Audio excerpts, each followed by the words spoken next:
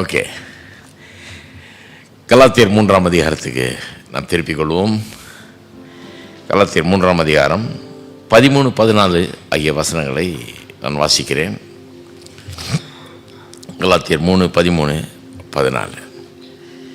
மரத்திலே தூக்கப்பட்டவன் எவனும் சபிக்கப்பட்டவன் என்று எழுதியிருக்கிறபடி கிறிஸ்து நமக்காக சாபமாகி நியாயப்பிரமாணத்தின் சாபத்துக்கு நம்மை நீங்களாக்கி மீட்டு கொண்டார். ஆபிரகாமுக்கு உண்டான ஆசீர்வாதம் கிறிஸ்து இயேசுவினால் புறஜாதிகளுக்கு வரும்படியாகவும் ஆவியை குறித்து சொல்லப்பட்ட வாக்கு தத்தத்தை நாம் விசுவாசத்தினாலே பெரும்படியாகவும் இப்படி ஆயிற்று. சுருக்கமாக சொல்லப்போனால் இந்த வசனத்தில் என்ன சொல்கிறார்? இயேசு சிலுவையில் அறையப்பட்டு கொல்லப்பட்டதே எதுக்காகன்னா ஆபிரகாமுக்கு உண்டான ஆசீர்வாதத்தை நமக்கு கொடுக்கும்படியாக தான் அது நடந்தது என்று அப்போஸ்தலனாகிய பவுல் சொல்லுகிறார். ரொம்ப ஆச்சரியமாக இருக்குல்ல? ஆபிரகாமின் ஆசீர்வாதத்தை எல்லாருக்கும் சொந்தமாக்கிறதுக்காக இயேசு சிலுவையில் மரித்தார் என்று ஒன்றை சொல்லுகிறார். இதை நம்புறது கஷ்டமாக இருந்தால் இன்னொரு வசனத்தை வாசிங்க. அதே அதிகாரத்தில் முன்னாடி சொல்கிறார் பாருங்க, 8ஆம் வசனம். மேலும் தேவன் விசுவாசத்தினாலே புறஜாதிகளை நீதிமான்கள் ஆக்குகிறார் என்று வேதம் முன்னாக கண்டு உனக்குள் சகல ஜாதிகளும் ஆசீர்வதிக்கப்படும் என்று ஆபிரகாமுக்கு சுவிசேஷமாய் முன்னறிவித்தது. அந்தபடி விசுவாச மார்க்கத்தார் விசுவாசமுள்ள ஆபிரகாம் முன்னே ஆசீர்வதிக்கப்படுகிறார்கள். முன்னாடியே ஆபிரகாமுக்கு கர்த்தர் சொல்லிட்டாராம், உனக்குள் சகல ஜாதிகளும் ஆசீர்வதிக்கப்படும் என்று. எங்கே சொன்னார்?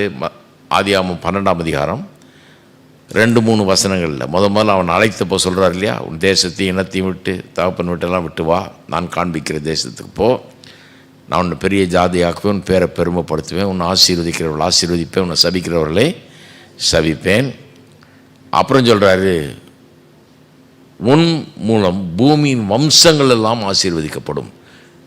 அப்படின்னா எல்லா ஜாதி ஜனங்களும் ஆசீர்வதிக்கப்படுவாங்க. அதுதான் அர்த்தம். ஒரு மொழிபெயர்ப்பு சொல்லுகிறது, all the families of the earth will be blessed. எல்லா குடும்பங்களும் ஆசீர்வதிக்கப்படும் முன் மூலமாக அப்படின்னு.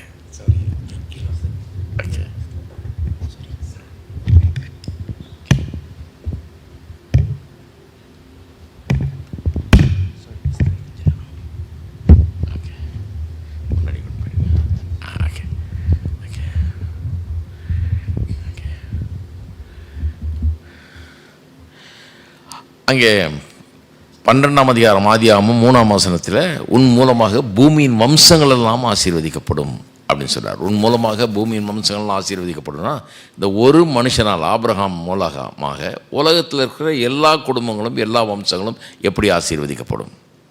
அது எப்படி சாத்தியம்? ஒரே ஒரு விதத்தில் தான் இதை வியாக்கியானம் பண்ண முடியும். என்ன? அவர் மூலமாக இயேசு வரப்போகிறார். ஆபிரகாமின் சந்ததியில் இயேசு வந்து பிறக்க போகிறாரு. அவர் இந்த உலக இரட்சகராக, உலகத்தை மீட்கிறவராக தேவனால் அனுப்பப்பட்டு வந்து அப்படி மீட்பை ஏற்படுத்துகிறாரு. அவர் மூலமாக இந்த ஆபிரகாமின் சந்ததியில் வந்த இயேசுவின் மூலமாக எல்லாருக்கும் ஆசீர்வாதம் உண்டாகும், எல்லா மக்களுக்கும் ஆசீர்வாதம் உண்டாகும். அந்த ஒரு விதத்தில் தான் அதை வியாக்கியானம் பண்ண முடியும். சரி, அது இருக்கட்டும். ஒன்று மட்டும் புரிஞ்சுங்க, ஆபிரகாமின் ஆசீர்வாதம் அது என்னன்னு நான் கொஞ்ச நேரத்தில் சொல்கிறேன். ஆபிரகாமின் ஆசீர்வாதம்னா என்னென்னு பார்ப்போம். ஆபிரகாமின் ஆசீர்வாதம் எல்லாருக்கும் வந்து கிடைக்கும்படியாக இயேசு சிலுவையில் மரித்தார். சுவிசேஷத்தினுடைய எசன்ஸே இதுதான். ஏன்னா இந்த 8ஆம் வசனம் என்ன சொல்லுது? தேவன் விசுவாசத்தினாலே புறஜாதிகளை நீதிமான்கள் ஆக்குகிறார் என்று கண்டு இப்படி சொன்னார்களாம், உனக்குள் சகல ஜாதிகளும் ஆசீர்வதிக்கப்படும் என்று ஆபிரகாமுக்கு சுவிசேஷமாய் அறிவிக்கப்பட்டது. அப்போ ஆபிரகாமுக்கு அறிவிக்கப்பட்ட சுவிசேஷம் என்ன? ஆபிரகாமுக்கு காஸ்பிள் சொல்லப்பட்டதாம. அப்போ என்ன காஸ்பிள் சொல்லப்பட்டது? உனக்குள் எல்லாரும் ஆசீர்வதிக்கப்படுவாங்க. தேவனுடைய சித்தம் வந்து பூமியில் இருக்கிற அத்தனை பேரையும் ஆசீர்வதிக்க வேண்டும் என்று தான். வெறும் இஸ்ரவேல் ஜனங்களை ஆசீர்வதிக்க வேண்டும் என்பது தேவனுடைய சித்தம் அல்ல. நிறைய பேர் இன்றைக்கு இஸ்ரவேல் ஜனங்களுடைய அந்த மேன்மையை சொல்லும்போது ரொம்ப ஓவராக போயிட்டு என்ன சொல்லிடுறாங்க, ஆபிரகாம் அவன் சந்ததி அவனுக்கு தான் ஆசீர்வாதம், வேறு யாருக்கும் ஆசீர்வாதம் இல்லை, அல்லது அவர்களை போல் வேறு எவரையுமே ஆசீர்வதிக்கலை அப்படிங்கிற மாதிரி சொல்லிடுறாங்க. கிடையாது. கர்த்தர் ஆபிரகாமுக்கு முன்னால் ஆதாமில் ஆரம்பித்தார். அதை மறந்துடக்கூடாது. ஆபிரகாமில் ஆரம்பிக்கல, ஆதாமில் ஆரம்பித்தார். அவனை இழந்த பிறகு, அவன் பாவத்தில் விழுந்து ஒன்றும் இல்லாமல் போன பிறகு ஆபிரகாம் என்கிற ஒரு மனுஷனை எடுத்து அவன் மூலமாக ஒரு பெரிய ஜாதியை உண்டு பண்ணி அந்த ஜாதியை நிச்சயமாக விசேஷமாக ஆசீர்வதிச்சார். மற்றவர்களை காட்டிலும் அதிகமாக ஆசீர்வதிச்சார். ஏன்னா அவளை ஒரு காட்சி பொருளாக இந்த உலகத்துக்கு முன்னால் வைக்க விரும்பினார். என்ன காட்சி பொருள்? என்னை விசுவாசிக்கிறவன், ஜீவனுள்ள தேவனாகி என்னை விசுவாசிக்கிறவன் இப்படி இருப்பான் என்பதை உலகத்துக்கு எடுத்து காட்டும்படியாக ஆபிரகாமை ஒரு காட்சி பொருளாக தேவன் ஆசீர்வதிக்கும்படியாக அப்படி வச்சு அவனுடைய சந்ததியும்.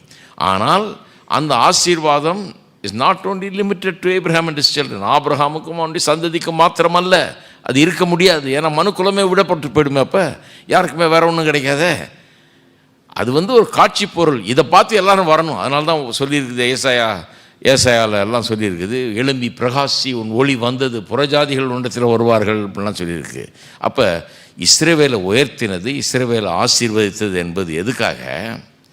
அதை பார்த்து, இந்த ஆசீர்வாதத்தை பார்த்து எல்லாரும் இந்த ஜீவனுள்ள தேவன் அண்டையில் வர வேண்டும் என்பதற்காகவே ஆபிரகாமையும் அந்த பிள்ளைகளையும் இந்த பூமியில் ஜாதி ஜனங்கள் மத்தியிலே ஆசீர்வதித்தார்.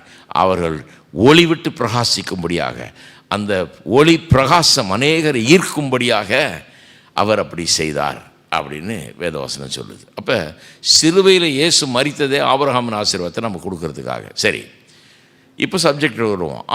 ஆசீர்வாதம்னா என்ன, அதுக்கப்புறம் ஆபிரகாமின் ஆசீர்வாதம்னா என்னன்னு பார்ப்போம். அது எப்படி நம்மளுக்கு வர்றதுன்றதை பார்ப்போம். 3 காரியங்கள். ஆசீர்வாதம்னா என்ன, ஆபிரகாமின் ஆசீர்வாதம்னா என்ன, அந்த ஆபிரகாமின் ஆசீர்வாதம் எப்படி நமக்கு எல்லாருக்கும் நீங்கள் எந்த ஜாதி ஜனமாக இருந்தாலும் சரி, மொழி இனமாக இருந்தாலும் சரி, அந்த ஆசீர்வாதம் உங்களுக்கு வருது. அது எப்படி வருது? இந்த 3 காரியங்களை பார்ப்போம். முதல்ல ஆசீர்வாதம் என்றால் என்னென்னு பார்ப்போம். நான் இந்தியாவிலேருந்து வரேன், நீங்களாம் கூட இந்தியர்கள் தான் ஒரிஜினலாக, இல்லையா? அப்போ நம்ம இனத்து மக்கள் எல்லார் காலையும் விழுந்து ஆசீர்வாதம் வாங்கிடுவாங்க. இன்னும் அது இங்கே தொடர்றீங்களா என்னன்னு தெரியல. இந்தியாவில் பார்த்திங்கன்னா தொப்புன்னு வயசானவங்க இந்த கல்யாணம்லாம் நடந்ததுன்னா அங்கே ஆசீர்வதிக்கிறதுக்குன்னே நிறமுடி வச்ச ஆளை கொண்டாடுவாங்க. போய் டாக்ஸி வச்சு எங்கேயாவது ஊரில் இருந்து நல்ல முடியெல்லாம் நரைச்சி போயிருக்கிற ஆளை, இப்போ எனக்கே நரைச்சி போச்சு, நரைச்சி போயிருக்கிற ஆளை டாக்ஸி வச்சு கூப்பிட்டு வருவாங்க, ரிட்டையர் ஆன ஆளாக பார்த்து, வயசான ஆளாக பார்த்து. ஏன்னா அதுக்கு பேர் நிறமுடி ஆசீர்வாதம். அந்த நிறமுடி உள்ளவர் ஆசீர்வதிக்கணும், அவங்க காலில் விழுந்து ஆசீர்வாதம் பண்ணுவாங்க. இது ரொம்ப அதிகமாக நடக்குது நம்ம ஊரில். நான் சில ஆளுகளை பார்த்து கேட்டிருக்கேன், இந்த வாலிபர்கள் போய் எல்லார் காலையும் தொட்டு கும்பிட்டுட்டு இருப்பாங்க இல்லையா. நான் கேட்டிருக்கேன், ஏப்பா எல்லாம் கூப்பிட்டு தொட்டு கும்பிட்றீங்க, என்னன்னு தெரியுமா உங்களுக்கு, என்ன இது அப்படின்னா, இல்லைங்க பெரியவங்க ஆசீர்வாச்சா நல்லா இருப்போம், நம்ம பெரியவங்களுடைய ஆசீர்வாதம் வேணும் அப்படிம்பா. ஆனால் உனக்கு தெரியுமா ஆசீர்வாதம்னா என்னன்னு தெரியுமா உனக்கு அப்படிம்ப. இல்லைங்க தெரியாது, ஏதோ பெரியவங்க ஆசீர்வச்சா நல்லது. அப்போ நான் சொல்கிறது என்னென்னா, பைபிளில் ஆசீர்வாதம்னா என்னென்னு தெளிவான விளக்கம் நமக்கு கொடுக்கப்படுகிறது.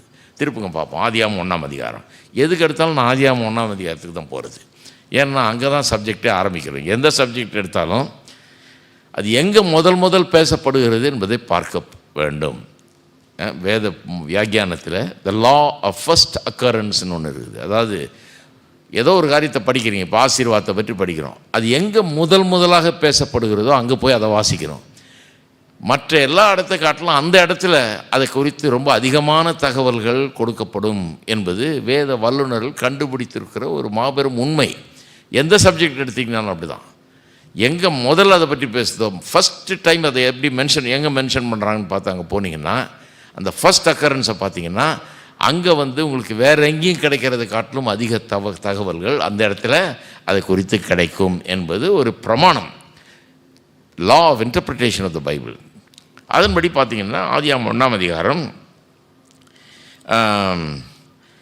20ஆம் வசனத்தை 21ஆம் வசனத்தை வாசிக்கிறோம்.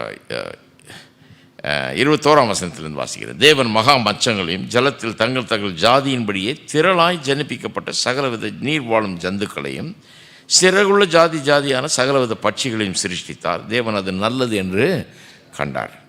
தேவன் அவைகளை ஆசீர்வதித்து, இங்கே தான் முதல்ல ஆசீர்வாதம்ங்கிற வார்த்தையே வருது வேதத்தில்.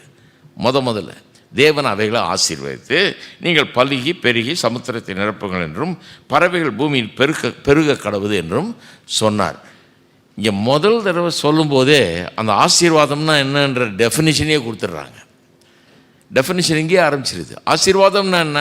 ஆசீர்வதித்து நீங்கள் பலுகி பெருகி பெருக கடவர்கள் என்றார். எதை? பறவைகளையும் மீன்களையும் ஆசீர்வதிக்கும் போது பலுகி பெருகி பலுகி நீங்கள் பலுகி பெருகி சமுத்திர ஜலத்தை நிரப்புங்கள், ஆகாயத்தை நிரப்புங்கள் என்று பெருகும்படியாக அவளை ஆசீர்வதிக்கிறார். அப்போ ஆசீர்வாதம் என்றால் என்ன?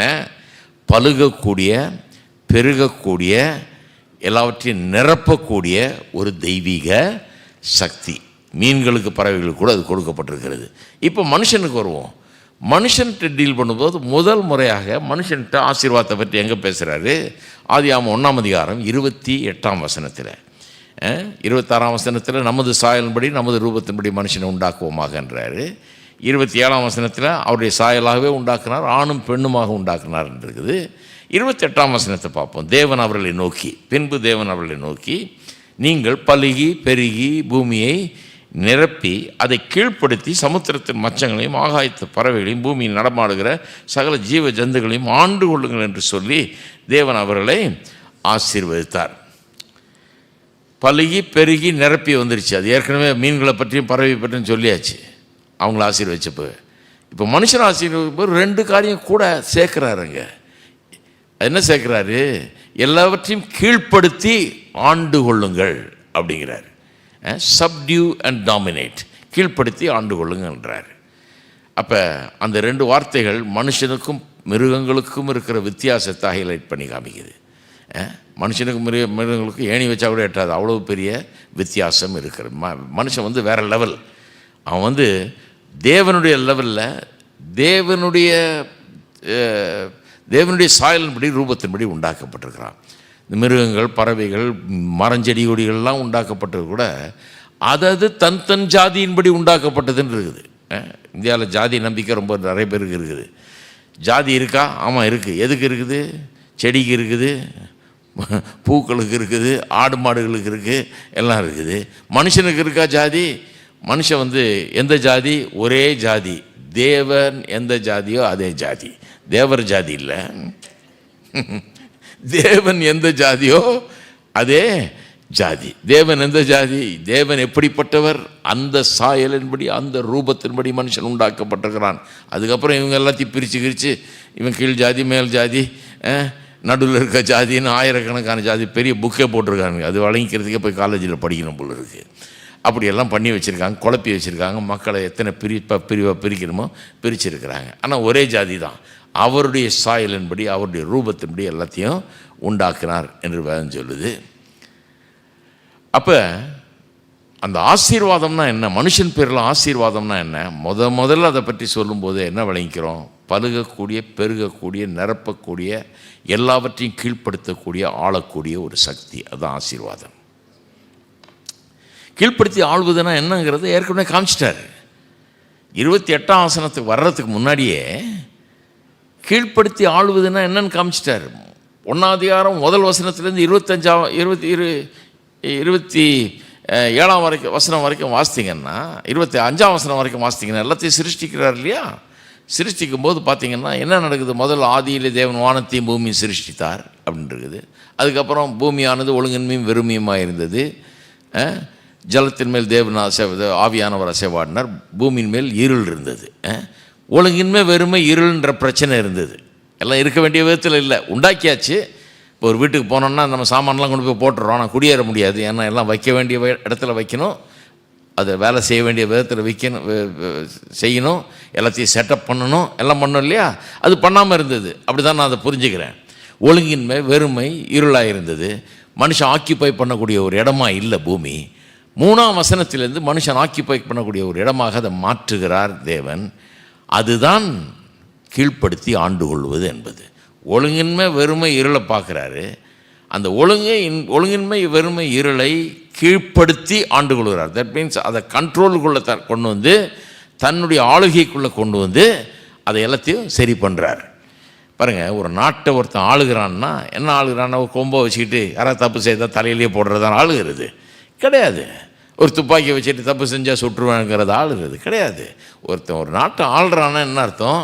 எக்கானமி நல்லா போதான்னு பார்க்குறான், எல்லாருக்கும் வேலை கிடைக்குதான்னு பார்க்குறான், எல்லாருக்கும் சாப்பாடு கிடைக்குதான்னு பார்க்குறான், எல்லாருக்கும் தங்க இடம் கிடைக்குதான்னு பார்க்குறான் இல்லையா?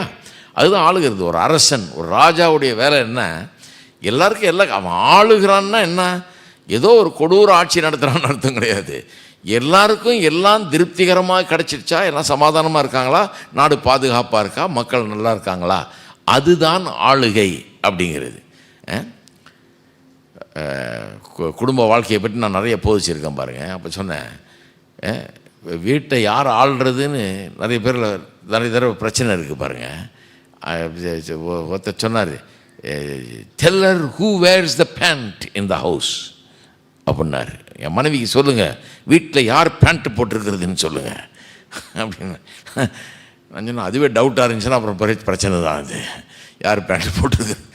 அவர் என்ன சொல்கிறாரு, இந்த அம்மாவுக்கு தெரியட்டும் யாருங்க ஆள்றான்னு அப்படின்னு. அந்த அம்மா என்ன சொல்லுது, இவராவது ஆள்றதா இந்த ஆளுகையெல்லாம் நான் ஏற்றுக்க முடியாது அப்படின்னு. ஏன்னா ரெண்டு பேருக்குமே இந்த ஆள்றதை பற்றி ஒரு தப்பான அபிப்பிராயம்.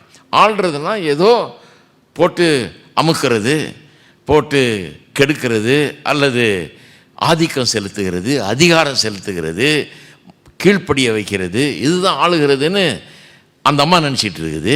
இந்த ஆளும் அதான் நினச்சிட்டு இருக்கிறாரு. இதனால தான் ரெண்டு பேருக்கு தகராறு. நான் சொன்னேன், ஏமா ஆளுகிறதுனா என்னென்னு தெரியுமா, ஆள்றதுன்னா என்னென்னு தெரியுமா? அந்த ஆளுக்கு முதல்ல சொன்னேன், ஆள்றதுன்னா என்னென்னு தெரியுமாப்பா? ஆள்றதுன்னா வீடு வாடகை கட்டியாச்சா, பிள்ளைகள்லாம் சாப்பிட்டாங்களா, சட்ட துணியெல்லாம் இருக்கா எல்லாருக்கும், ஸ்கூலில் ஃபீஸ் கட்டியாச்சா, இதெல்லாம் பார்க்குறது தான் ஆள்றது. நாட்டில் ஆள்றவன் அப்படி தான் ஆள்றான், வீட்டில் ஆள்றவனும் அப்படி தான் ஆளணும். அதை புரிஞ்சுக்கிட்டாலே பிரச்சனையே வராது. அதுதான் உன்னுடைய வேலை, அதுதான் ஆளுகிறது. அப்போ கடவுள் ஆள்றாரு, எல்லா பிரச்சனைகளையும் கீழ்ப்படுத்தி ஆண்டு கொள்ளுகிறார். மனுஷனையும் ஆளுகிறவனாக, எல்லாத்தையும் கீழ்ப்படுத்தி ஆண்டு கொள்ளுகிறவனாக அவர் உண்டாக்கிட்டார். இந்த பலுகக்கூடிய, பெருகக்கூடிய, எல்லாத்தையும் நிரப்பக்கூடிய, கீழ்ப்படுத்தக்கூடிய, ஆளக்கூடிய சக்தியை தான் வேதம் ஆசீர்வாதம் என்று சொல்லுகிறது. இதை மனுஷனுக்கு கடவுள் முதல்ல கொடுத்திருந்தார். மனுஷன் ஆசீர்வதிக்கப்பட்டவன். ஏன்? எந்த குறையும் இல்லாமல் அவன் பார்த்துக்க முடியும் தான் வாழ்க்கையை. எந்த குறையும் இல்லாமல் அவன் தான் வாழ்க்கையை பார்த்துக்க முடியும். இன்றைக்கி சாப்பாடு இருந்தது நாளைக்கு இல்லை அப்படின்னு சொல்ல வேண்டிய அவசியம் கிடையாது. ஆண்டவர் சொல்லிட்டார், மரஞ்செடி கொடிகள்லாம் வச்சுட்டேன், பல விதமான மரஞ்செடி கொடிகள்லாம் வச்சுட்டேன், அதுக்குள்ளே அதனுடைய விதையை வச்சுட்டேன். வச்சுருக்கீங்களா? 10ஆம் வசனம் 11ஆம் வசனம் இதே 1ஆம் அதிகாரத்தில். அதுக்குள்ளே விதையை வச்சுட்டேன். அந்த விதையை விதைச்சின்னா உன் குடும்பம் முழுக்க சாப்பாடு கிடைக்கும். குடும்பம் பெருசாகி 100 பேர் ஆகிட்டாங்கன்னா அதுக்கும் கிடைக்கும். ஒன்றும் இல்லை, இதை எடுத்து, இந்த விதையை எடுத்து நீ விதைச்சின்னா விளையும், விளையிறதுக்குள்ளே அதனுடைய விதை திரும்பவும் இருக்கும், அதை விளைச்சின்னா இன்னும் விளையும். அப்போ ஒரு ஆப்பிள் விளையுதுன்னு வைங்க, நம்ம எத்தனை ஆப்பிள் இருக்குதுன்னு பார்க்குறோம். அப்படி பார்க்கக்கூடாது. ஒரு ஆப்பிளுக்குள்ளே எத்தனை விதை இருக்குது, அந்த ஒவ்வொரு விதையும் எத்தனை ஆப்பிளை கொண்டாடுறோம், அந்த ஆப்பிளுக்குள்ளே எத்தனை விதை, இப்படி கால்குலேட் பண்ணிங்கன்னா வெறும் ஒன்றை வச்சு பல கோடிக்கணக்கான ஆப்பிளுக்கு போகலாம். நம்ம குறையே இருக்காது. சிஸ்டம் அப்படி உண்டு பண்ணி வச்சிட்டார். கடவுள் என்ன பண்ணிட்டாரு, எந்த குறையும் இல்லாமல் மனுஷன் வாழுவதற்கு அப்படிப்பட்ட ஒரு சிஸ்டமை ஏற்படுத்தி அவனை ஆண்டுகொள், எல்லாம் உனக்கு இருக்கும், ஆண்டுகொள், பலுகு, பெருகு, நிரப்பு, கீழ்ப்படுத்தி ஆண்டுகொள். காலி ஆயிடுச்சுன்னா நிரப்பலாம், பிரச்சனை வந்ததுன்னா அதை கீழ்ப்படுத்தலாம், அதை கண்ட்ரோலுக்குள்ளே கொண்டு வரலாம், அதை சரி பண்ணலாம். அதான் கடவுள் பண்ணி காமிச்சார். ஒழுங்கின்மை, வெறுமை, இருள் இருந்தது பூமியில், அதெல்லாம் அகற்றி மனுஷன் வாழக்கூடிய அருமையான இடமா மாற்றி காண்பித்தார். காண்பிச்சுட்டு சொல்கிறாரு, நமது சாயலின்படி நமது ரூபத்தின்படி மனுஷனை உண்டாக்குவோமான. அப்படின்னா இவன் அப்படி பண்ணக்கூடியவனாக இருக்கிறான். இப்போ நீங்களும் தான் அப்படி பண்ணக்கூடியவர்களாக உண்டாக்கப்பட்டோம். மனுஷன் பாவத்தில் விழுந்த ஒன்றை பாருங்கள், அந்த ஆசீர்வாதத்தை அவன் இழந்து போயிட்டான். அதாவது தேவனோடு கூட தொடர்பு இல்லாதனால இவன் சரியாக ஆள முடியல. அதுதான் விஷயம். தேவனோடு கூட தொடர்பு துண்டிக்கப்பட்டு விட்டது. தேவனுக்கு தூரமானவன் ஆயிட்டான். தன்னைத்தானே அவன் புரிந்து கொள்ளலை. நான் ஆளும்படியாக பிறந்தவன், நான் பலுகி பெருகி நிரப்பி கீழ்ப்படுத்தி ஆளக்கூடியவன். நான் யார்? கடவுளுடைய சாயலில் உண்டாக்கப்பட்டவன்றதை கோயிலுக்கு போனால் தானே தெரியும், பைபிளை வாசித்தாலே தெரியும், கடவுளை தெரிஞ்சிருந்தாலும் தெரியும். அவரை தெரிஞ்சால் தானே அவர் சாயல்னா என்னன்னு தெரியும் நமக்கு. அவரே தெரியலையே. அவரே தெரியாமல் அவரை விட்டுட்டு இவனுக்கு வேறு தெய்வங்களை உண்டாக்கிட்டாங்க. கடவுள் இவனை அவருடைய சாயலில் உண்டாக்குனாரு. இப்போ அவன் கடவுளை தன்னுடைய சாயலில் உண்டாக்குறான். கேட்டிங்களா? கடவுள் இவனை அவருடைய சாயலில் உண்டாக்குனாரு. இப்போ எங்கே போயிட்டாங்கன்னா தன்னுடைய தன்னை போல ஒரு சாயல் கொண்ட கடவுளை அவன் உண்டாக்குறான். இது மனுஷனுடைய ஃபேப்ரிகேஷன், இவன் ப்ரொடக்ஷன், இவன் நடத்துகிற காரியம். தலையில் போயிடுச்சு. இப்போ எப்படி புரியும் மனுஷனுக்கு அவன் யாருன்னு எப்படி புரியும்? அவன் யார்? கடவுளுடைய சாயலின்படி உண்டாக்கப்பட்டவன். ஆனால் கடவுளுடைய சாயல்னால் என்னென்னு தெரியாது அவனுக்கு. அதன்படி உண்டாக்கப்பட்டிருக்கிறான்னா என்னென்னு தெரியாது அவனுக்கு. அவன் நினச்சிட்டு இருக்கிறான் நான் தான் கடவுளை உண்டாக்குறேன், நான் உண்டாக்குன கடவுள் இதுன்னு வச்சுட்டு இருக்கிறான். அப்புறம் எப்படி அவனுக்கு புரியும்? அறிவே இல்லாமல் போச்சு பாருங்கள். இதுதான் உலகத்தின் பிரச்சனை. அப்போ ஆண்டவர் அப்போ தான் ஆபிரகாம் என்கிற ஒரு மனுஷனை தேர்ந்தெடுக்கிறார். ஏன்னா கடவுள் உலகத்துக்கு ஒரு காரியத்தை கன்வே பண்ண விரும்புகிறார், சொல்ல விரும்புகிறார்ப்பா. ஆசீர்வாதத்தை இழந்துட்டு என்னை விட்டு தூரம் போயிட்டீங்க, உனக்கு இப்போ ஒன்றும் விளங்கலை, கடவுள்னால என்ன விளங்கலை, ஏன் சாயலில் உன்னை உண்டாக்கியிருக்கேன்னா அது உனக்கு புரிய மாட்டேங்குது, என்னன்னு ஒன்றுமே தெரிய மாட்டேங்குது, நீ எப்படி இருக்கணும்னே உனக்கு புரிய மாட்டேங்குது. அதனால் நான் ஒரு ஆளை எடுத்து, இப்போ ஆதாம் இல்லாதனால, ஆதாம் பாவத்தில் விழுந்து போய் கெட்டு போய் அழிஞ்சு போயிட்டதுனால இன்னொரு மனுஷனை எடுத்து அவன் மூலமாக டெமான்ஸ்ட்ரேட் பண்ண போகிறேன். உங்களுக்கு ஒரு மனுஷன்னா எப்படி இருக்கணுன்றதை நான் டெமான்ஸ்ட்ரேட் பண்ண போகிறேன். அவனை ஆளை வச்சு காமிச்சு, அவனை பல்கி பெருக வச்சு காமிச்சு, ஆளை வச்சு காண்பித்து, அவனை எல்லாத்தையும் கீழ்ப்படுத்தி ஆளுகிறவனாய் ஆக்கி காண்பித்து, நீ எப்படி இருக்க முடியும், என்னை நம்பினா எப்படி இருக்க முடியுன்றது ஒரு ஆள் மூலமாக உனக்கு டெமான்ஸ்ட்ரேட் பண்ண விரும்புகிறேன்னு சொல்லி தான் ஆபிரகாமை தேர்ந்தெடுத்தார் தேவன். ஆபிரகாம் ஒரு சாம்பிள். அவன்லேருந்து ஆரம்பிக்கிறார். இஸ்ரவேல் ஜனங்களுக்கே இது புரியல பாருங்கள். இஸ்ரவேல் ஜனங்கள் அதுக்கு பிறகு அவங்களுக்கு பெரிய பெருமை, நாங்கள் ஆபிரகாமின் சந்ததி, ஆபிரகாம் எங்கள் தகப்பன். ஒரு இடத்துல தீர்க்கதரிசி ஒருத்தர் சொல்கிறாரு, ஆபிரகாம் சந்ததி பெரிய ஆபிரகாம் தகப்பன் சொல்கிறார். ஆபிரகாம் யார் தெரியுமா? அவனும் ஒரு புறஜாதி தான் அப்படின்றாரு. அவனும் புறஜாதிகள்னால் இவங்களுக்கு ரொம்ப கேவலம், புறஜாதிகள்லாம் நரகத்துக்குன்னே பிறந்திருக்கிறாங்க அப்படிங்கிறதெல்லாம் இருந்தது யூதர்கள் மத்தியில். நாங்கள் தான் பரலோகத்துக்குன்னு கடவுளுக்காக வாழும்படியாக, கடவுளோடு கூட இருக்கும்படியாக பிறந்திருக்கிறோம், நாங்கள் தான் பரலோகத்துக்கு சொந்தக்காரங்க. அப்போ புறஜாதிகள்லாம் என்னத்துக்கு இருக்கிறாங்கன்னா, நரகத்தில் விறகு தேவைப்படுது, விறகு எங்கேருந்து வரும், அதுக்குன்னே புறஜாதிகளை உண்டாக்கியிருக்கார் கடவுள். இப்படியெல்லாம் நம்புனாங்க பாருங்கள். அவங்களுக்கு அவங்க இனத்தை பற்றி அவ்வளோ பெரிய ஒரு பெருமை அவங்களுக்கு விளங்கலை. அவங்களுக்கு என்ன விளங்கலை? ஆபிரகாமை ஒரு சாம்பிளாக உண்டாக்கி எல்லாரும் முன்னால் நிறுத்துறாரு. அதை பார்த்து எல்லாரும் இந்த ஆபிரகாமின் தேவனை தங்களுடைய தேவன் ஆக்கி கொள்ள வேண்டும். அதனால தான் ஆபிரகாமின் தேவன், ஈசாக்கின் தேவன், யாக்கோவின் தேவன் என்று தன்னை அவர் விளங்க பண்ணுகிறார். He wants to be known like that. இந்த தேவனத்தில் வாங்கன்றார். இந்த தேவன் தான் சரியான தேவன். இவனை பார்த்தீங்கல்ல, இவன் மாதிரி இருக்கணும், என்கிட்ட வா அப்படிங்கிறார். இவன் புள்ள ஈசாக்கை பார்த்தியா, அவனை மாதிரி இருக்கணும், என்கிட்ட வாங்கிறார். யாக்கோப் மாதிரி இருக்குமா, இந்த சந்ததியை பார், இப்படி இருக்கணுமா, எங்கிட்ட வா அப்படிங்கிறார். அதுக்காகவே அவனை தேர்ந்தெடுக்கிறார். அவனை தேர்ந்தெடுத்து 12ஆம் அதிகாரத்துக்கு போங்க சொல்கிறேன். இப்போ ஆபிரகாமின் ஆசீர்வாதம்னா என்னன்னு பார்ப்போம். அவனை தேர்ந்தெடுத்து, இப்போ கவனிங்க, 12ஆம் அதிகாரம் 1ஆம் வசனம், ஆதியாகமம். கர்த்தர் ஆபிரகாமை நோக்கி, நீ உன் தேசத்தையும் உன் இனத்தையும் உன் தகப்பனுடைய வீட்டையும் விட்டு புறப்பட்டு நான் உனக்கு காண்பிக்கும் தேசத்துக்கு போ. நான் உன்னை பெரிய ஜாதியாக்கி உன்னை ஆசீர்வதித்து உன் பேரை பெருமைப்படுத்துவேன். நீ ஆசீர்வாதமாய் இருப்பாய். உன்னை ஆசீர்வதிக்கிறவர்களை ஆசீர்வதிப்பேன், உன்னை சபிக்கிறவர்களை சபிப்பேன். பூமியில் உள்ள வம்சங்கள் எல்லாம் உனக்குள் ஆசீர்வதிக்கப்படும் என்றார். ஆபிரகாம்கிட்ட முதல்ல பேசுகிறதா இங்கே வருது பைபிளில். முதல்ல ஒரு மனுஷனை சந்தித்து பேசுகிற வார்த்தையாக அதை பார்க்கணும். என்ன சொல்கிறாரு? ஒரு 5-6 லைனில் 2ஆம் வசனம் 3ஆம் வசனம் பாருங்கள். அந்த 5-6 லைனில் 5 தடவை ஆசீர்வாதம் ஆசீர்வாதம் ஆசீர்வாதம் ஆசீர்வாதம் ஆசீர்வாதம்ன்றார். ஆபிரகாமே முடிச்சிருப்பான், என்னது இது ஆசீர்வாதம் ஆசீர்வாதம் ஆசீர்வாதம்னா என்னது? ஆசீர்வாதம் ஆசீர்வாதம்னா என்ன? நான் கேட்டேன் ஆசீர்வாதம். ஆபிரகாம் ஜெபம் பண்ணிக்கிட்டு இருந்தானா, கண்ட ஆண்டவரே என்ன ஆசீர்வதியும்னு ஆண்டவர் தேடிக்கிட்டு இருந்தானா?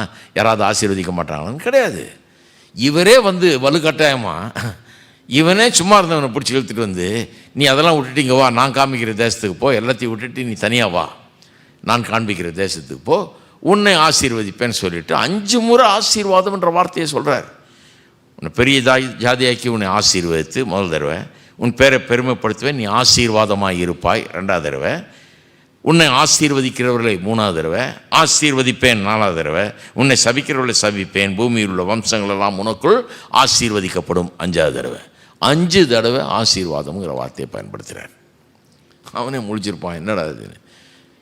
நான் சும்மா இருந்தால் இவர் வந்து ஆசீர்வாதம், எனக்கு என்ன எதுக்கு ஆசீர்வதிங்க, ஏன் வலுக்கட்டாயமாக ஒருத்தனை சும்மா இருக்கவனை கொண்டாந்து உன்னை ஆசீர்வதிப்பான்றது. அப்போ அவன் யோசிச்சிருப்பான், என்னது இது ஆசீர்வாதம்ன்றாரு, அது எப்படி வேலை செய்யும் அப்படின்னு. சரி இவர் கூப்பிட்ட இடத்துக்கு போவோம் அப்படின்னு போகிறான். இவர் சொன்ன இடத்துக்கு போவோன்னு போகிறான். போய் லேண்ட் பண்ணால் முதல் இடத்துல பஞ்சம். எந்த ஊருக்கு போக சொன்னாரோ அந்த ஊருக்கு போனால் அங்கே பஞ்சம். அவன் யோசிச்சிருப்பான், என்ன இது ஆசீர்வாதம்னாரு, கடைசியில் இங்கே வந்தால் இதுதான் கடவுள் நடத்துகிற ஏதோ வழியோ. நிறைய பேர் கிறிஸ்தவர்கள் அப்படி தான் நினச்சிருக்காங்க, கடவுள் நடத்தினார்னா பஞ்சத்துக்குள்ளே தான் நடத்துவார், பசிக்குள்ளே தான் நடத்துவார், ஒன்றும் இல்லாத நிலைமைக்குள்ளே தான் நடத்துவார். கிடையாது. அந்த பஞ்ச தேசத்துக்குள்ளே போகிறான். ஆனால் கடவுள் வந்து அவனை பஞ்சத்தில் வாழும்படியே அழைக்கவில்லை பாருங்கள். அவர் ஆசீர்வாதம்னு சொன்னது பஞ்சத்தை சொல்லலை. என்ன காண்பிக்க விரும்புகிறார், ஒரு பஞ்சம் இருந்தால் தானே பஞ்சம் உனக்கு இல்லை செழிப்பை உனக்கு தரேன்னு காமிக்க முடியும். அதனால் பஞ்சத்தின் மத்தியில் அவனை செழிப்பாக்கி காமிச்சு, உன்னை பஞ்சத்துக்காக அழைக்கல, உன்னை ஆசீர்வாதத்துக்காக அழைச்சேன்னு காமிக்கிறதுக்காக, டெமான்ஸ்ட்ரேட் பண்ணுறதுக்காக கூப்பிட்டு வந்திருக்காரு. அதனால தான் பஞ்சம். அந்த பஞ்சத்தில் எல்லாரும் ஓடுறாங்க, எகிப்துக்கு ஓடுவாங்க அந்த காலத்தில், தானியம் அங்கே இருக்குதுன்னு. அப்போ எகிப்து ஒரு பெரிய சூப்பர் பவர், அங்கே எக்கானமி நல்லா இருக்குது, தானியம் நல்லா இருக்குது. இப்போ எல்லாம் சாப்பாட்டுக்கு சோறு கிடைக்குமே அங்கே போகிறாங்க எல்லாரும். இவனும் ஓடுறான். அங்கே போனால் அங்கே போகும்போதே மனைவிட்ட சொல்லி கூப்பிட்டு போகிறான், இங்கே பாரு, ராஜாக்கள் அழகாக இருக்கிற பெண்ணை பார்த்தா புருஷனை கொண்டுட்டு பொண்டாட்டி எடுத்துக்குவான், ஜாக்கிரதை.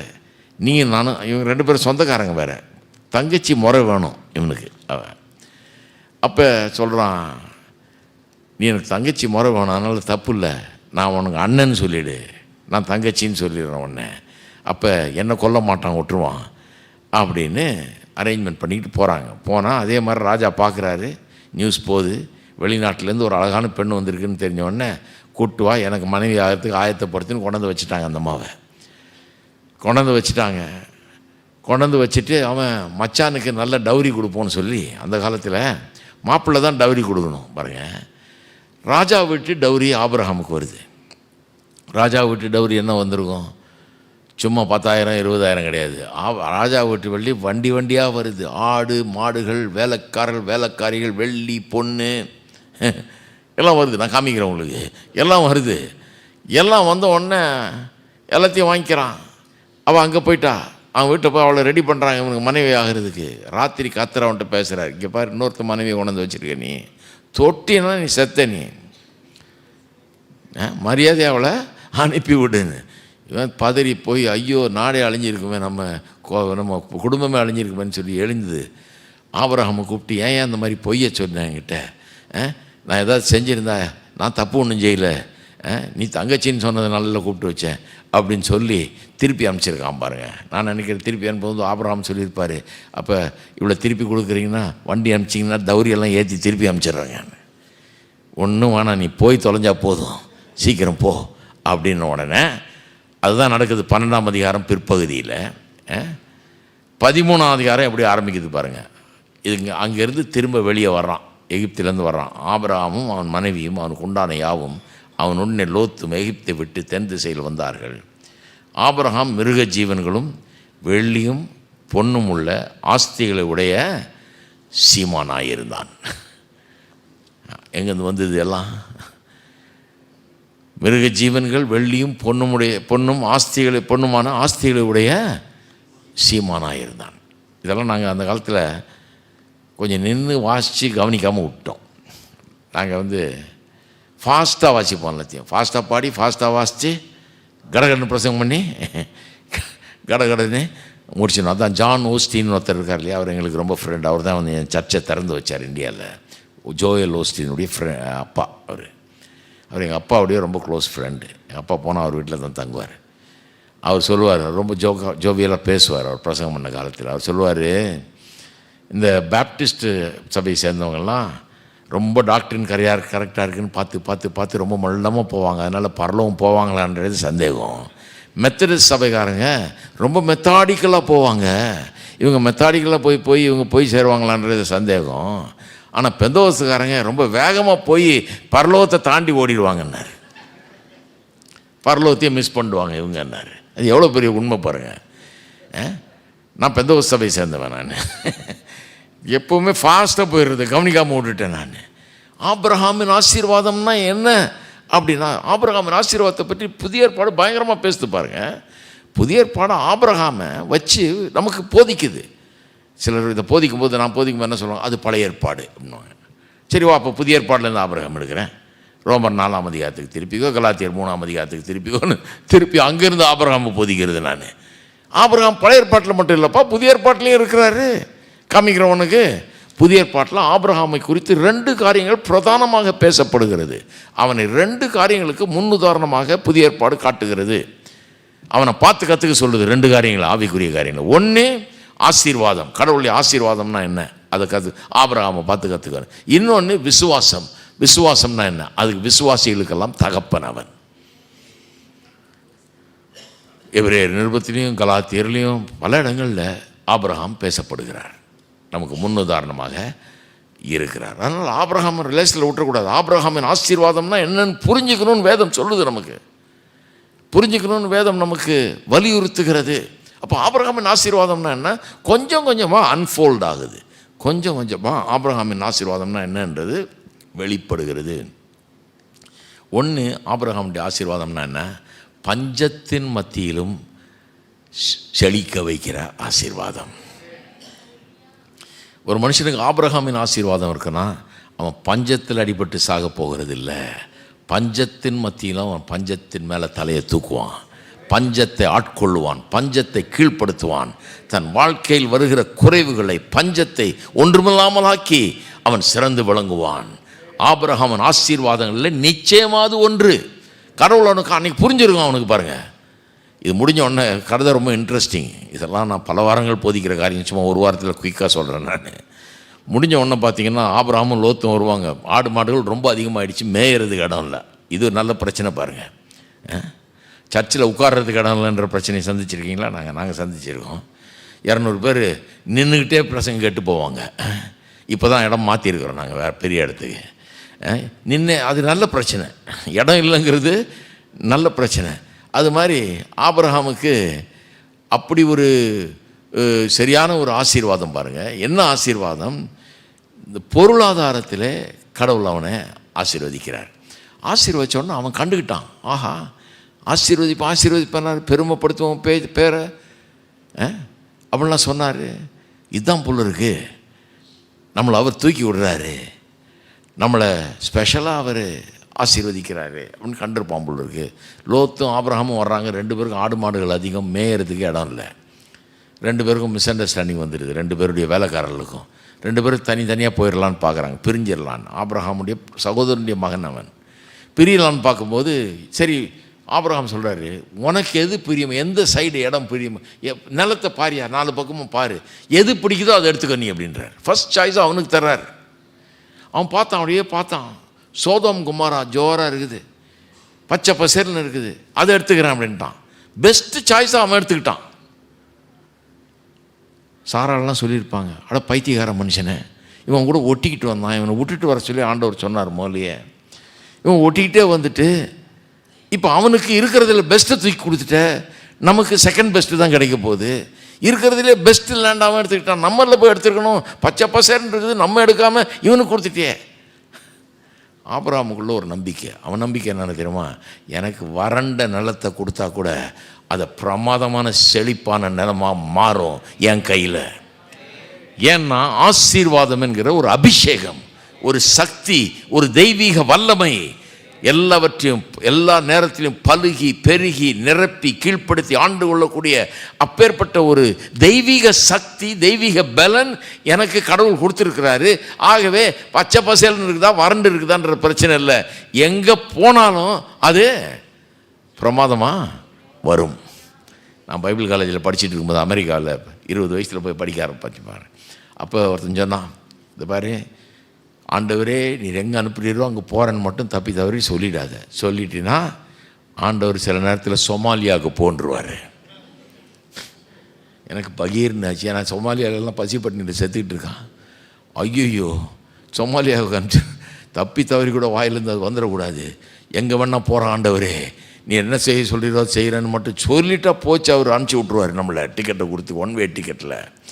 ஜாக்கிரதையாக இருக்கணும் அப்படின்னு யோசிச்சுட்டு இருந்தேன். அப்புறம் ஆண்டவர் என்னை இந்தியாவுக்கு போக சொன்னார் பார்த்துங்க. அப்போ கூட எனக்கு டவுட் வந்துருச்சு, இந்தியாவுக்கு எதுக்கு அனுப்புகிறாரு நம்மளை. என் குடும்பத்தை சேர்ந்த ஒருத்தரே சொன்னார், உனக்கு என்ன பைத்தியமாக பிடிச்சிருக்கு, 10 வருஷம் நான் அங்கே இருந்தேன் பாருங்கள், ஒரு நாள் கூட இந்தியாவுக்கு திரும்பி வரல, நான் வந்து பார்க்கணுன்னு கூட ஒரு இன்ட்ரெஸ்ட் கிடையாது, இல்லாமல் போயிடுச்சு. 10 வருஷத்துக்கு பிறகு நான் திரும்பி போகிறேன்னு கிளம்புறேன். என் குடும்பத்திலே ஒருத்தர் வந்து சொல்கிறாரு, உனக்கு என்ன அறிவே இல்லையா, அங்கே இருக்கவன் இங்கே வந்து அவன் அப்போ தான் வந்து இறங்கினான், ஆனால் பிக்கப் பண்ணிட்டு வரேன். நான் சொல்கிறேன், நான் போகிறேன், இந்தியாவுக்கு போகிறேன், இந்தியாவில் போய் ஊழியம் செய்ய போகிறேன். சரி, அறிவே இல்லையா உனக்கு, எல்லாம் அங்கேருந்து இங்கே வர்றான்னு, நீ இங்கேருந்து அங்கே போகிற, புத்தி என்னாச்சு அப்படின்னா. எனக்கு பகீர் இருந்துச்சு. ஆண்டவர் சோமாலியாக்கான்னு போகிறேன்னு சொன்னான் ஒருத்தன்.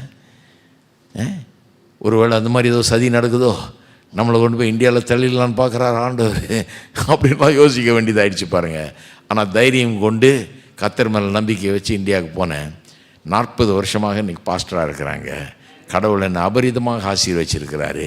நான் பின்னோக்கி பார்க்கும்போது கொஞ்சம் கூட ரிக்ரெட்ஸ் கிடையாது, கொஞ்சம் கூட வருத்தம் கிடையாது. நான் விட்டுட்டு வந்தேன்றதை, அங்கே பெறக்கூடிய ஸ்லாக்கியங்கள் பாக்கியங்கள் எல்லாம் விட்டுட்டோமேங்கிற எந்த வருத்தமும் கிடையாது. அதற்கும் மேலாக திருப்தியாக கடவுள் என்னை ஆசீர்வச்சிருக்கிறார். நான் கண்டுக்கிட்டேன், ஆசீர்வாதம் நம்மக்கிட்ட இருந்ததுன்னா அது பலுகக்கூடிய, பெருகக்கூடிய, நிரப்பக்கூடிய, கீழ்ப்படுத்தக்கூடிய சக்தி. இந்த பலுகக்கூடிய, பெருகக்கூடிய, நிரப்பக்கூடிய, கீழ்ப்படுத்தக்கூடிய சக்தி, அபிஷேகம், வல்லமை, ஆசீர்வாதம்ங்கிற இது இருந்ததுன்னா எந்த ஊரில் கொண்டு போய் விட்டாலும் வாழ்க்கை நல்லா இருக்கும். ஏன்னா ஆசீர்வாதம் துபாயில் இல்லைங்க, ஆசீர்வாதம் சிங்கப்பூர்லேயும் மலேசியாவிலையும் இல்லை. ஆசீர்வாதம் எங்கே இருக்குது? இயேசு கிறிஸ்துவுக்குள்ளாக இருக்கிறது.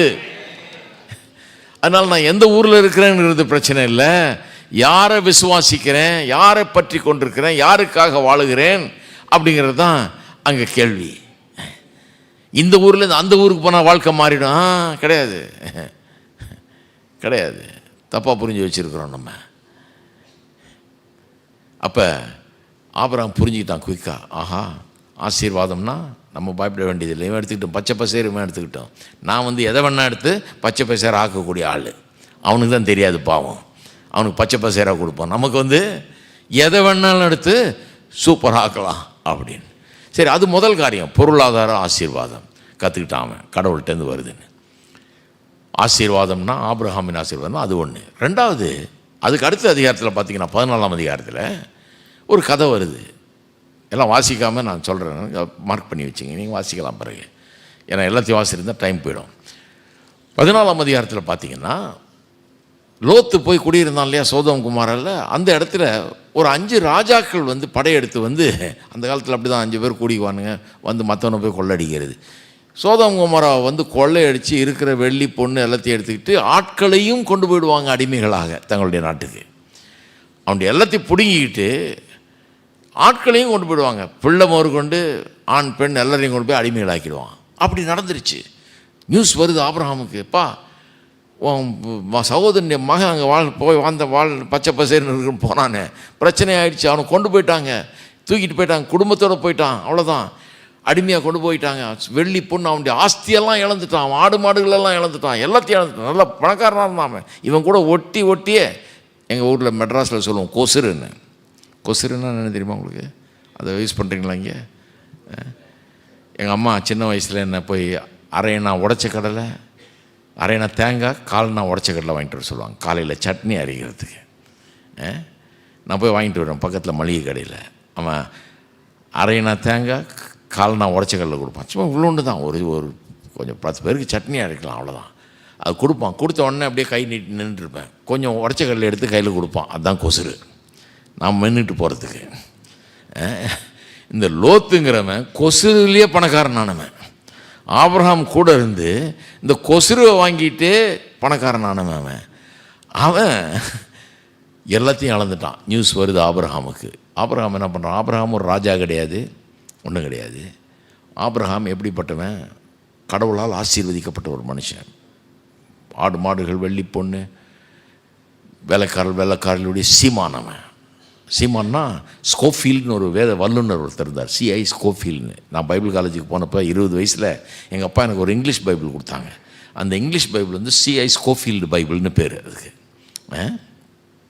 அந்த ஸ்கோஃபீல்டுன்ற ஸ்காலர் அவர் வந்து நோட்ஸ் எழுதியிருக்கார் இந்த பைபிளுக்கு. உள்ளே திறந்து பார்த்தீங்கன்னா பைபிள் அளவுக்கு நோட்ஸ் இருக்கும், நிறைய எழுதுவார். ஒரு வசனத்தை பற்றி விளக்கங்கள்லாம் எழுதுவார். அவர் சொல்கிறாரு ஆபிரகாமை பற்றி. ஏன்னா ஆபிரகாம் பற்றி இப்போ இந்த கிறிஸ்டியன் மூவிஸ்லலாம் பார்த்தீங்கன்னா ஆபிரகாம் பற்றி பார்த்தீங்கன்னா தப்பாக சொல்லிடுறாங்க. எப்படி சொல்லிடுறாங்க? போகிற இடம் என்னதுன்னு தெரியாமல் இருந்தான்லாம் சொல்லியிருக்கு இல்லையா, எல்லாத்தையும் விட்டுட்டு போனான் அப்படின்லாம் இருக்கு இல்லையா.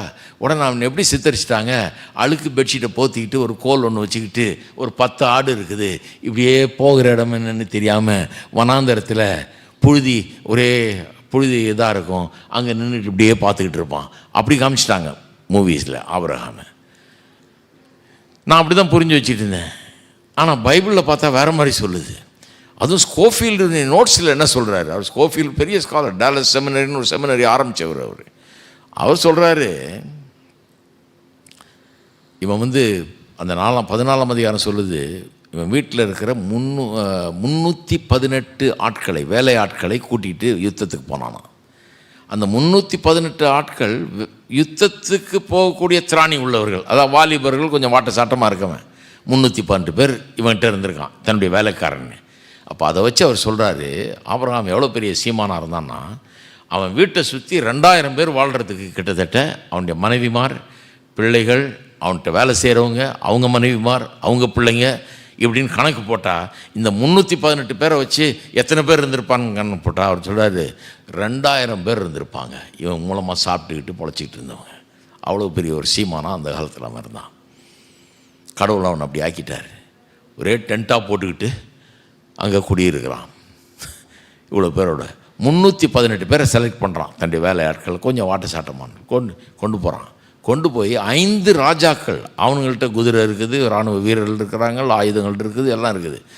அவ்வளோ பெரிய 318 பேரை வச்சு அடித்து எல்லாத்தையும் பிடிக்கிட்டு வர்றான் திருப்பி. இருக்கீங்களா? எப்படியா இது ஆகும்? 312 வீட்டு வேலை வேணா, ஆர்மி ஆளாக கிடையாது, வீட்டு வேலை செய்கிறவனை வச்சு 5 ராஜாக்களை தோற்கடித்து எல்லாத்தையும் பிடிக்கிட்டு வர முடியுமா? கொண்டாந்து வெள்ளி பொண்ணெல்லாம் குவிச்சு வச்சு கிடக்குது. கொண்டாந்து குவிச்சிட்டான். கொண்டாந்து அங்கே என்ன கற்றுக்கிட்டான்? மறுபடியும் ஆபிரகாம் கற்றுருப்பான். என்ன கற்றுக்கிட்டான்? ஆசீர்வாதம்ங்கிற அந்த அனாயிண்டிங் சக்தி எனக்கு இருந்ததுன்னா, நான் ஆசீர்வதிக்கப்பட்ட மனுஷனாக இருந்தேன்னா, எந்த சக்தியும் என்னை எதிர்த்து நிற்க முடியாது. எல்லா சக்தியும் தலை வணங்க வேண்டும், எல்லா சக்தியும் தோற்க வேண்டும், எந்த சக்தியும் வெற்றி பெற முடியாது. எதிரிகள் வராமல் இருக்க மாட்டாங்க, வருவாங்க. பிரச்சனைகள் வராமல் இருக்காது, வரும். ஆனால் எந்த பிரச்சனையும் என்னை ஜெயிக்க முடியாது, என்னை வீழ்த்த முடியாது. பஞ்சம் என்ன கொல்ல முடியாது, விரோதிகள் என்ன சாகடிக்க முடியாது. ஏனென்றால் நான் ஆசீர்வதிக்கப்பட்டவன். என்ன மாதிரி ஒரு சத்தியம் பாருங்க. அவன் கற்றுருப்பான். அன்னைக்கு வெள்ளி பொண்ணெல்லாம் கொண்டு வந்து குவிச்சு வச்சிட்டான். குவிச்சு வச்சிட்ட உடனே 2 ராஜாக்கள் வர்றாங்க. 2 ராஜாக்கள் வர்றாங்க. ஒருத்தர் வந்து மெல்கி சேதேக், சாலேமின் ராஜா என்கிற மெல்கி, இதெல்லாம் 14ஆம் அதிகாரத்தில் இருக்குது. மெல்கி சேதேக் வர்றாரு. அவர் அப்பமும் ரசமும் கொண்டாந்து கம்யூனியன் மாதிரி நடக்குது பாருங்க. அங்கே கம்யூனியன் மாதிரி நடக்குது. எப்படி பாருங்க, கம்யூனியன் கொடுக்குற மாதிரி வந்து அவர் அப்பமும் ரசமும் கொண்டாந்து இவனுக்கு கொடுக்குறாரு. கொடுக்கும்போது அவர் சொல்கிறாரு,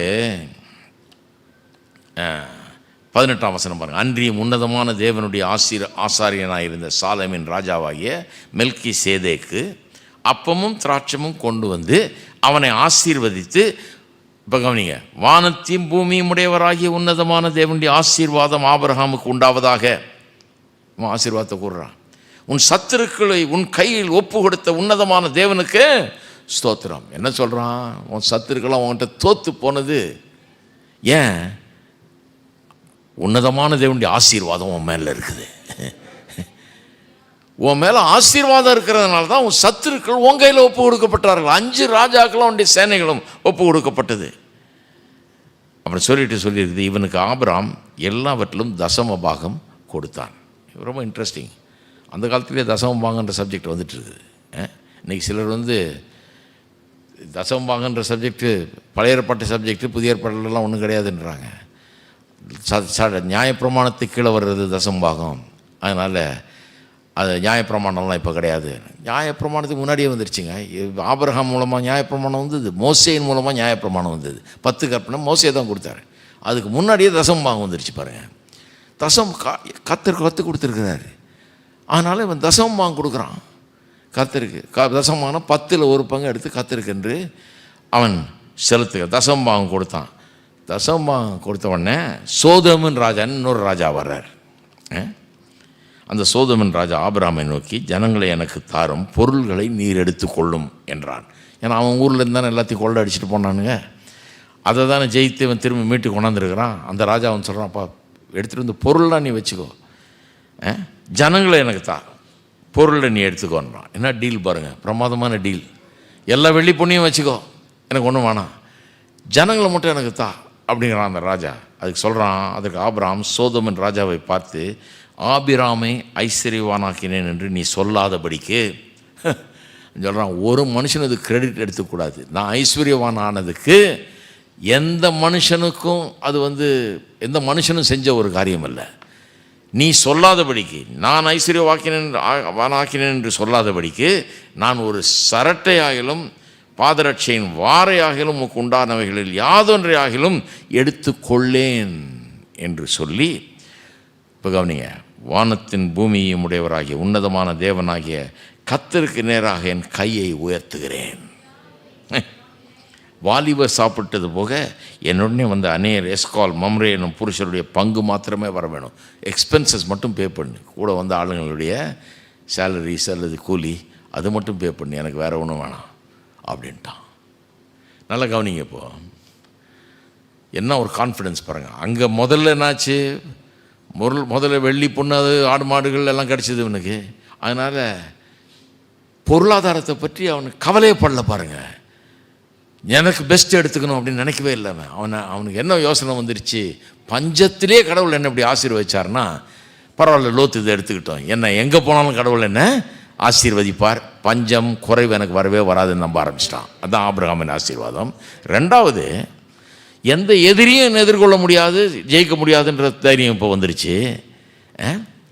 அந்த தைரியம் வந்துருச்சு. அது மட்டும் இல்லை, அந்த பழைய காரியமும் இப்போ வருது, பொருளாதாரமும் இங்கே வருது.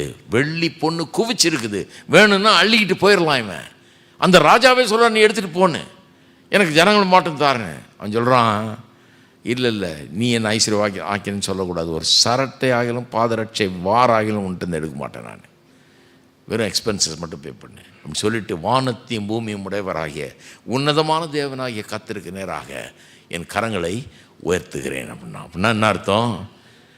கிறிஸ்தவர்கள் கவனிங்க, கரங்களை உயர்த்தி கர்த்தரை ஆராதிக்கிறோம் இல்லையா? கரங்களை உயர்த்தும் போது என்னங்க அர்த்தம்? எல்லாம் வானத்தையும் பூமியும் உடையவராகிய உன்னதமான தேவனிடத்திலிருந்து எனக்கு வருகிறது. ஒருத்தர் சொல்கிறாரு, என்னையா அவங்க கையில் எல்லாம், உங்கள் சர்ச்சில் எல்லாம் கையை உயர்த்திட்டாரு, எங்கள் சர்ச்சிலலாம் கையை உயர்த்த மாட்டோம், இப்படி நின்று பேசாமல் இருப்போமாக்கும். நீங்கள் நில்லுங்க, தப்பு சொல்லலை நான், நீங்கள் எப்படி ஆராதிக்கணுமோ ஆராதிங்க, அது தப்புன்னு சொல்ல. நாங்கள் கையை உயர்த்துறது நீங்கள் தப்புன்னு சொல்லாதீங்க, ஏன்னா கையை உயர்த்துறது எதுன்னு எனக்கு தெரியும். என்ன சொல்கிறேன், கையை உயர்த்தும் போது தினந்தோறும் கொஞ்சம் நேரம் கையை உயர்த்துறேன் நான் ஆண்டவருக்கு முன்னால். ஏன்னா தினந்தோறும் ஆண்டவரை பார்த்து சொல்கிறேன், ஆண்டவரே, வானத்தையும் பூமியும் உடையவராகிய உன்னதமான தேவன் நீர், எல்லாம் உமக்கு சொந்தம், உமக்கு சொந்தமெல்லாம் எனக்கு சொந்தம், உம்முடையிலிருந்து எனக்கு தருகிறீர் நீர், எல்லாம் உம்மிடத்திலிருந்து வருகிறது, என் கை இப்படி உயர்த்தப்பட்டிருக்கிறது. அதனால தான் சொல்கிறான், என் கையை நீட்டி உங்ககிட்ட ஒன்றும் வாங்க மாட்டேன்றான். கையை அங்கே உயர்த்தப்பட்டிருக்குமானால், கையை கடவுள்கிட்ட உயர்த்தின மனுஷன் எவரிடமும் கையை நீட்ட வேண்டிய அவசியமே இருக்காதுன்னு நான் சொல்கிறேன். நல்லா கவனிங்க, இதெல்லாம் வாழ்க்கையை மாற்றக்கூடிய சத்தியம், உங்களுடைய வாழ்க்கையை தலைகீழாக்கிடும் சொல்கிறேன் நான். ஆபிரகாமின் ஆசீர்வாதம்னா என்னன்னு கற்றுக்கிட்டேன், இதுக்காக தான் இயேசு மரிச்சாருங்க, உங்களையும் என்னையும் அப்படி ஆக்குறதுக்காக. எவர்கிட்டையும் கையை நீட்ட வேண்டாம்ங்கிறது அந்த அளவுக்கு ஆசீர்வாதம். இதெல்லாம் நான் அனுபவித்து பார்த்து நான் சொல்லுகிறேன். சத்தியமாக நான் சொல்கிறேன், ஒரு சாதாரண மனுஷனுக்கும் சாத்தியம், ஆயிரக்கணக்கானவருடைய வாழ்க்கையில் இது நடக்கிறதை நான் பார்த்துருக்கிறேன். கர்த்தர் அப்படி ஆசீர்வதிப்பார். கர்த்தரை கனம் பண்ணுறான் பாருங்க, தசம்பாத்தை கொடுக்குறான். ஏன்னா அதுவே ஒரு அங்கீகாரம். என்ன அங்கீகாரம்? கடவுள்கிட்ட தான் எல்லாம் வருதுன்னு. சிலர் நினைக்கிறாங்க தசம்பாங்க கடவுள் கலெக்ட் பண்ணுறாரு, எல்லாத்தையும் 10% கலெக்ட் பண்ணி சபையை நடத்துறதுக்கு செலவுக்கு வேணுமே, அதுக்காக கலெக்ட் பண்ணுறாரு அப்படின்னு நினைக்கிறாங்க. என்னங்க கடவுள் அவ்வளோ சீப்பாக்கிட்டீங்க? கடவுள் தான் நமக்கு எல்லாம் தர்றாருங்க. அந்த 10% சேர்த்து அவர் தான் தந்தார் நமக்கு. உங்களுக்கு இருக்கிற 100% தந்தவர் அவர் என்னமோ நம்மகிட்ட கலெக்ட் பண்ணுற மாதிரி நான் டொனேட் பண்ணுறேன் கடவுளுக்கு. நீங்கள் ஒன்றும் டொனேட் பண்ணல, அவர் தான் நமக்கு டொனேட் பண்ணுறாரு. ஹலோ, இதை நல்லா புரிஞ்சு வச்சுக்கணும். நம்ம ஒன்றும் கர்த்தருக்கு டொனேட் பண்ணல. அவர் ஒன்றும் நம்ம கொடுக்குறத வச்சு சபையோ உலகத்தையோ பரலோகத்தையோ நிர்வகிக்கிறது கிடையாது. நம்ம கொடுக்குறத வச்சு அவர்கிட்ட நிறையா இருக்குது. நல்லா கவனிங்க. நம்ம கொடுக்குறத வச்சு தான் அவர் நிர்வாகம் பண்ணுறாருன்னா இந்நேரம் 10% இருக்காது. டேக்ஸ், இன்கம் டேக்ஸ் வந்தப்போ எப்படி ஆரம்பித்தாங்க? முதல்ல 5%, அப்புறம் முதல்ல 6%, 7%, 10%, 15%, 20, 30, 40% போயிடுச்சு. இப்போ ஏற்றிக்கிட்டே இருப்பாங்க. ஏன்னா பத்துலேயே ரோடு போடுறது பத்தில், இந்த வசதி பண்ணி கொடுக்கணும், அந்த வசதி பண்ணி கொடுக்கணும், நாட்டில் இதை பண்ணணும், அதை பண்ணணும், படிப்பு கொடுக்கணும், மருத்துவ வசதி கொடுக்கணும், எல்லா வசதிக்கும் காசு உங்கள்கிட்ட தானே கலெக்ட் பண்ணணும். இதை கலெக்ட் பண்ணி தானே செய்ய முடியும். சொல்கிறது நியாயம் தானே? அவங்க பண்ணுறது தப்புன்னு சொல்ல நான், நியாயம்.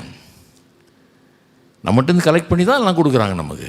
நீங்கள் பல நன்மைகளை அனுபவிக்கிறீங்க தேசத்தில், உங்கள்கிட்டருந்து கலெக்ட் பண்ணதுலேருந்து தானே கொடுக்குறாங்க. அப்போ கடவுள் நம்மகிட்ட கலெக்ட் பண்ணி தான் ஊழியத்தை நடத்துகிறாருன்னா நல்லா கவனிங்க. இந்நேரம் 10% இருக்காது. நான் சொல்கிறேன், ஆபிரகாமின் காலத்திலிருந்து இன்னைக்கு வரைக்கும் 1% கூட ஏற்றவே இல்லை கர்த்தர். அதே 10% தாங்க.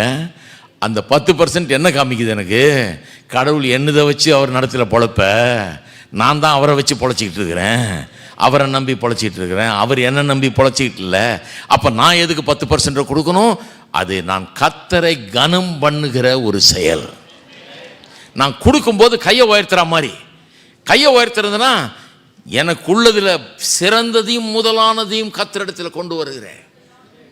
கர்த்தருக்கு படைக்கிறேன். அதை என்னுடைய காணிக்கைகளின் தசம்பானு கர்த்தரிடத்தில் படைக்கிறேன், கர்த்தர்கிட்ட கொடுக்குறேன், எனக்குள்ளதை எடுத்து. அப்போ என்ன சொல்கிறேன்? ஆண்டவரே, எல்லாத்தையும் நீர் கொடுத்தீர், எல்லாம் உம்முடையதுலேருந்து எடுத்து நான் கொடுக்குறேன். இருக்கீங்களா? எத்தனை பேர் இருக்கிறீங்க? இந்த தசமாகும் பற்றிலாம் சரியான ஆட்டிடியூட் இருக்கணும் பாருங்கள். எதையாவது யோசிச்சுட்டு கூட நான் தான் சபையே தாங்கிறேன்னாக்கும், என்னை வச்சு தான் எல்லாம் ஓடுதாக்கும். தப்பான அபிப்பிராயங்கள். யாரை வச்சும் ஓடலைங்க. கர்த்தர் சொல்கிறார், நான் என் சபையை கட்டுவேன், பாதாளத்தில் வாசல்கள் அதை மேற்கொள்ளாது.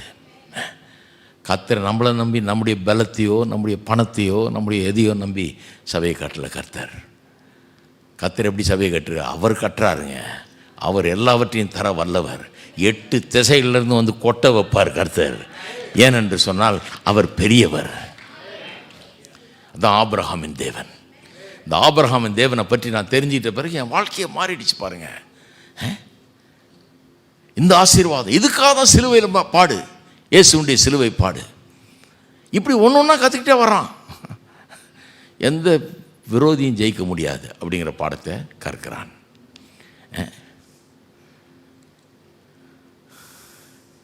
அப்புறம் பிள்ளை இல்லை, ஆனால் பெரிய ஜாதி ஆக்குவேனாரு.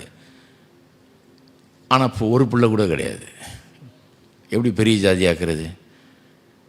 ஊரே சிரிக்குது, என்ன பெரிய ஜாதி ஆக்குவேனாருன்ற ஒரு பிள்ளை கூட கிடையாது அப்படின்னு. கடவுள் வேணும்னு டிலே பண்ணுறாரு. சொன்னது வாக்கு பண்ணது 75 வயசாக இருக்கும்போது 100 வயசு ஆகிடுச்சு, இன்னும் பிள்ளை இல்லை. 100 வயசாகிறதுக்கு 1 வருஷத்துக்கு முன்னால் சொல்கிறாரு, அடுத்த வருஷம் பிள்ளை பிறக்குன்றாரு. ஏன் இவ்வளோ டிலே பண்ணணும்? ஏன் டிலே பண்ணோன்னா அவனுக்கு இன்னொரு சப்ஜெக்டை போதிக்க விரும்புகிறார். அந்த சப்ஜெக்ட் என்ன? விசுவாசம். அதை போதிக்க தான் எனக்கு நேரம் இல்லை. அது போதிக்கணும்னா ரோமர் 4ஆம் அதிகாரத்துக்கு போகிறோம். எப்படி அவனுக்கு புள்ள பிறந்ததுன்றத 4ஆம் அதிகாரம் 17லேருந்து 25ஆம் வசனம் வரைக்கும் வாசித்தீங்கன்னா அங்கே சொல்லியிருக்குது. எப்படி விசுவாசித்து இம்பாசிபிள் திங்ஸை பாசிபிள் ஆக்குறது. Faith will make possible that which is impossible. விசுவாசம் எவராலும் முடியாததை சாதிக்க வைக்கிறது. அதான் விசுவாசம் பாருங்க. அது எப்படிங்கிறத நுணுக்கமாக அதுலேருந்து போதிச்சிருக்கிறேன். நான் நல்ல வாரங்கள் போதிச்சிருக்கிறேன். அது டைம் இல்லை அதுக்கு. கத்துறவனு கத்துறாரு. அது 99 வயசு அவன் 99 வயசான பிறகு சொல்கிறாரு வரணும். 100 வயசில் அவனுக்கு பிள்ளை பிறகுது. மனைவிக்கு 90 வயசு ஆயிடுச்சு. அவளுடைய கற்பம் செத்து போனது என்று எண்ணப்படுகிறது மக்களால். ரோமர் 4ஆம் அதிகாரம் சொல்லுது. 17 25 வாசித்தீங்கன்னா இவனுடைய சரீரம் செத்து போனதுன்னு ஊரில் பேசிக்கிறாங்க. அப்படின்னா என்ன அர்த்தம்? Your as good as dead. என்ன 100 வயசு ஆயிடுச்சு, சரீரம் என்ன ஒன்றும் இல்லை சரீரத்தில், போ சும்மா வெத்துக்கு இருக்கிற அப்படிங்கிற மாதிரி பேசுகிறாங்க. அவளுடைய கற்பம் செத்து போச்சு, இனிமேல் எங்கே பிள்ளை பிறக்க போகுதுன்றாங்க. அது வரைக்கும் வெயிட் பண்ணுறாரு, வேணும்னு வெயிட் பண்ணுறாரு. இம்பாசிபிள்னு எல்லாம் சொல்லட்டும், முடியாதுன்னு எல்லாரும் சொல்லட்டும், நடக்கவே நடக்காதுன்னு எல்லாரும் சொல்லட்டும், சாத்தியமே இல்லைன்னு எல்லாரும் சொல்லட்டும், எப்படி தலையிலன்னாலும் நடக்காது அப்படின்னு ஊரே சொல்லட்டும், அப்போ நான் செய்ய விரும்புகிறேன்றார் கர்த்தர். இருக்கீங்களா? நான் சொல்கிறேன் அருமையானவர்களே, விசுவாசத்தை கற்றுக்குங்க. விசுவாசத்தை நிறைய போதிக்கிறேன் நான்.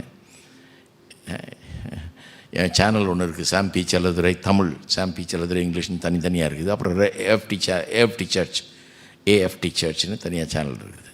ஏஎஃப்டி சர்ச்சில் லைவ் சர்வீஸ் எல்லாம் வரும்.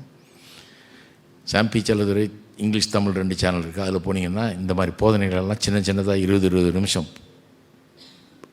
ஆக்கி கொடுக்குறோம் நாங்கள், ஒவ்வொரு நாளும் கேட்கும்படியாக. விசுவாசத்தை கற்றுக்கிறது ரொம்ப அவசியம். ஏன்னா வாழ்க்கையில் ஆபிரகாம் சந்தித்தது போல் பல்வேறு பிரச்சனைகளை நாம் சந்திக்கத்தான் செய்வோம். விசுவாச வாழ்க்கைங்கிறது பிரச்சனை இல்லாத வாழ்க்கை கிடையாது. வாழ்க்கைனால பிரச்சனை, நிறைய பிரச்சனைகள்.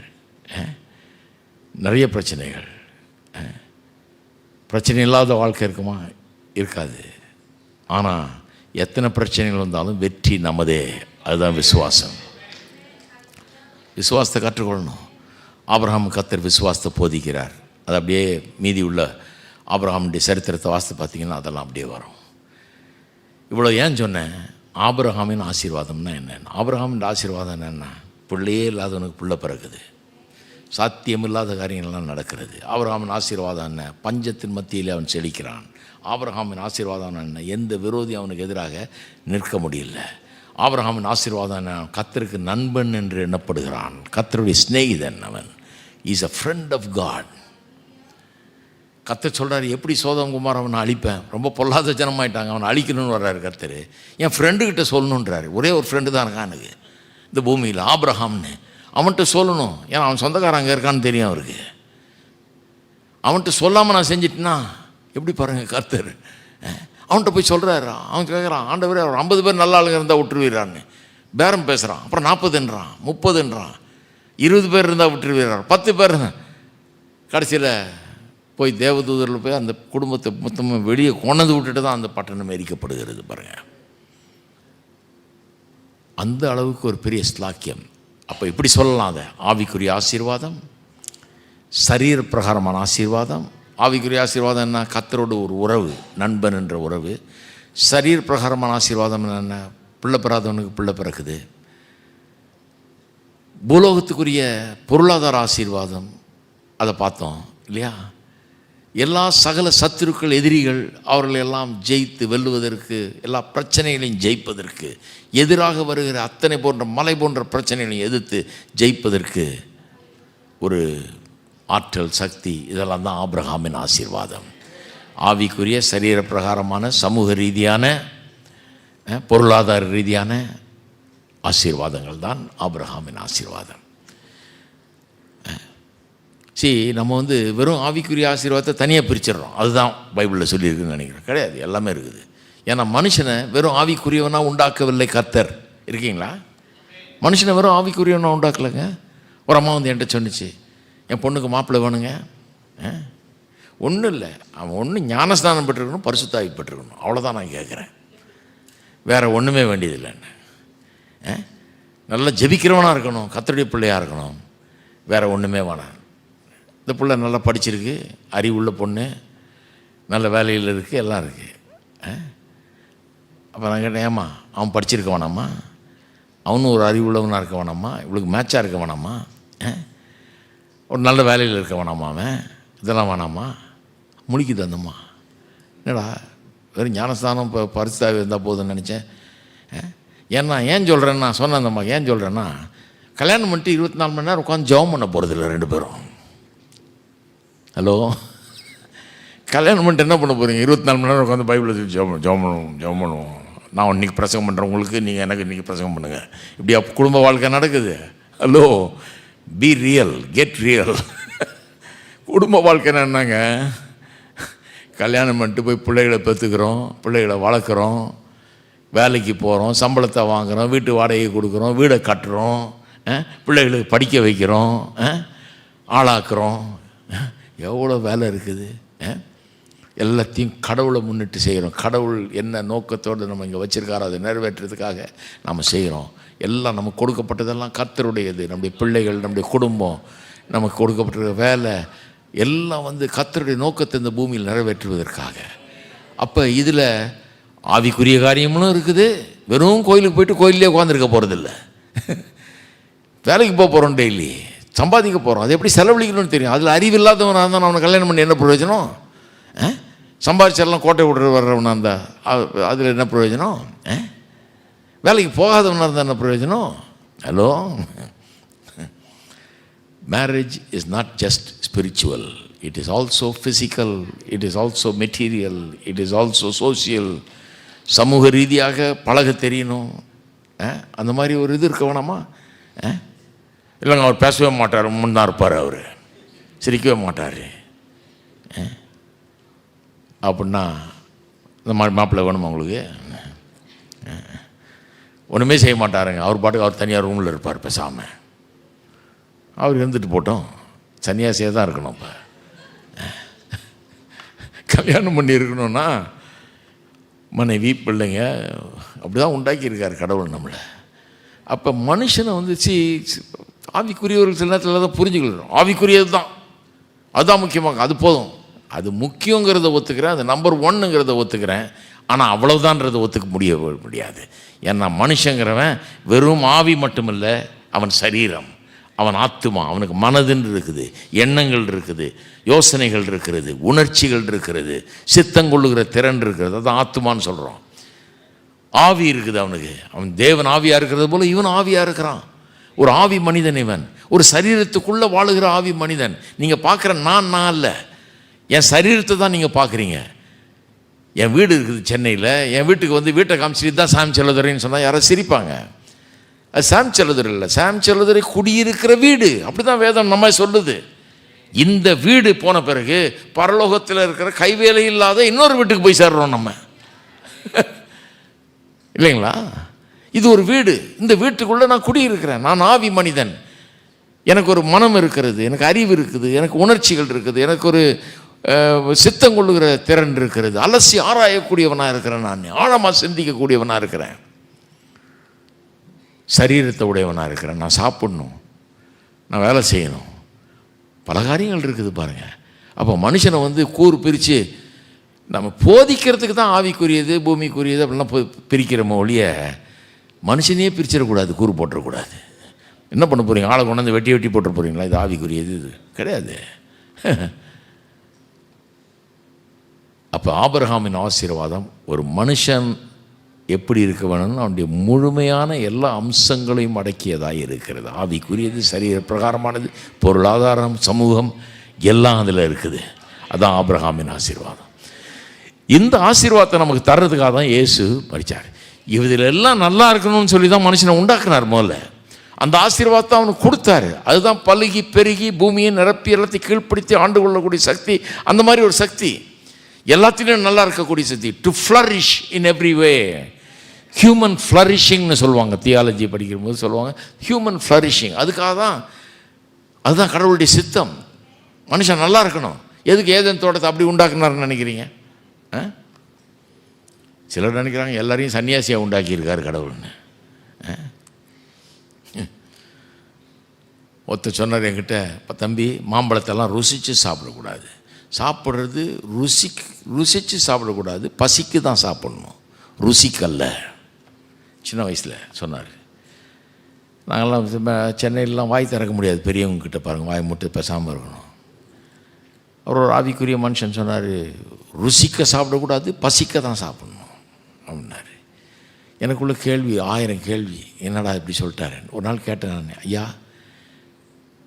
ருசிக்கு இல்லை பசிக்கு தான் சாப்பிடணுன்றீங்க, அப்புறம் ஏன் நாக்கை எப்படி உண்டாக்கிட்டார் ஆள்? ருசிக்கிற நாக்கா உண்டாக்குனார் கடவுள்னு கேட்டேன்.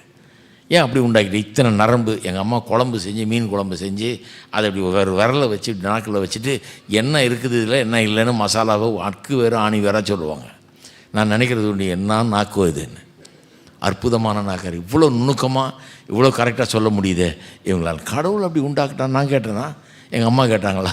நமக்கெல்லாம் ஒன்றும் தெரியாதப்ப ஆதாமை உண்டாக்குனப்போ மனுஷனுக்கு நுவான்ஸ்டு டங்காக கொடுத்துட்டார், நல்ல நுணுக்கமான நாக்காக கொடுத்துட்டார். நல்ல ருசிச்சு இனிப்பு கசப்பு அது இதுன்னு பலவித ருசிகள் ஒன்னொன்றுக்கும் ஸ்லைட் டிஃப்ரென்ஸ் இருக்குது, அதை அனுபவிக்க முடியாது கொடுத்துருக்கிறார் பாருங்க.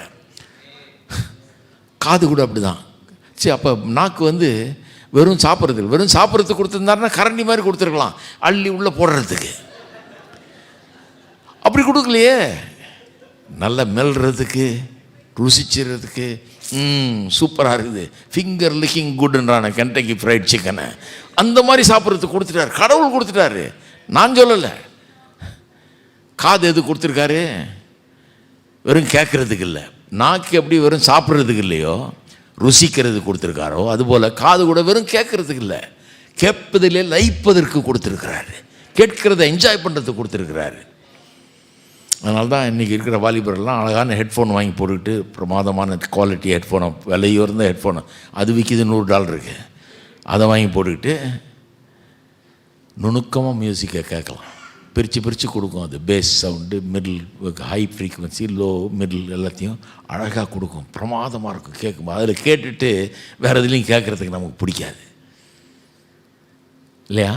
எங்கள் சர்ச்சில் நான் ஆரம்பித்தப்போ நீங்கள் நம்ப மாட்டீங்க, 40 வருஷத்துக்கு முன்னால் ஒரு கல்லறைக்குள்ளே ஒரு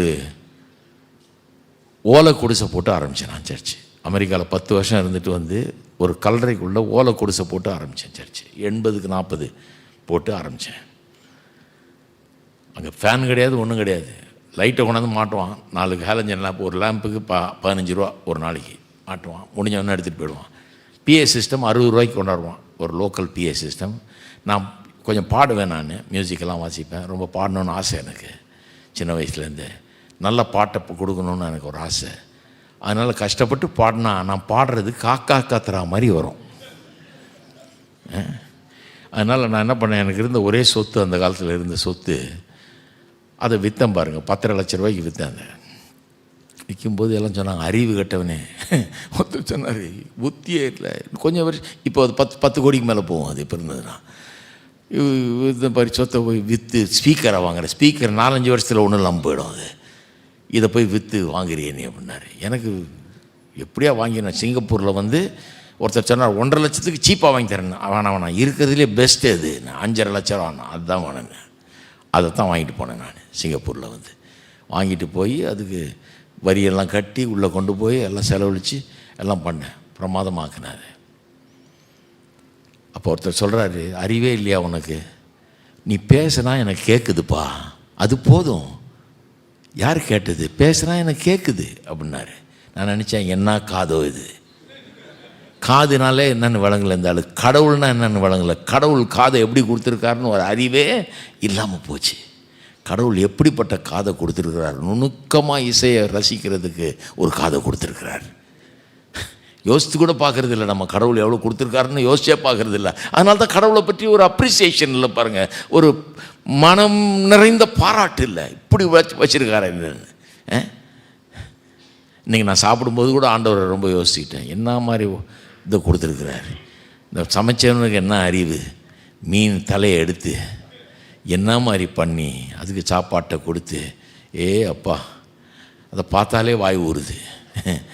கர்த்தருக்கு ஸ்தோத்திரம். ஊறுற வாயாக கொடுத்துட்டாரு எனக்கு. ஊற வைக்கிறதுக்கு அவனுக்கு ட்ரிக்கை கையில் கொடுத்துட்டாரு சமைக்கிறதுக்கு. எப்படி பாருங்கள். அப்போ காது கேட்கறதுக்கு இல்லை, லயிப்பதற்கு. கண் வெறும் பார்க்குறதுக்கு இல்லை, ரசிக்கிறதுக்கு. அதனால தான் கலர் டிவி தான் வேணுன்றோம். யாராவது பிளாக் அண்ட் ஒயிட் டிவி வச்சுருக்கீங்களா? யாராவது கலர் டிவி தான். ஏன்னா கண்ணு கலரை விரும்புகிறது.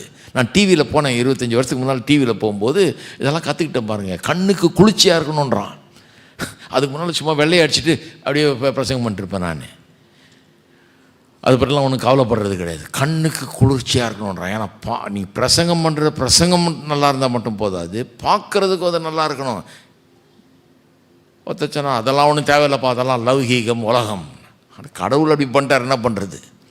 கடவுளையே உலகத்தாருன்றாங்க போல இருக்கு. கடவுள் அப்படி உண்டாக்கிட்டார் நம்மளை.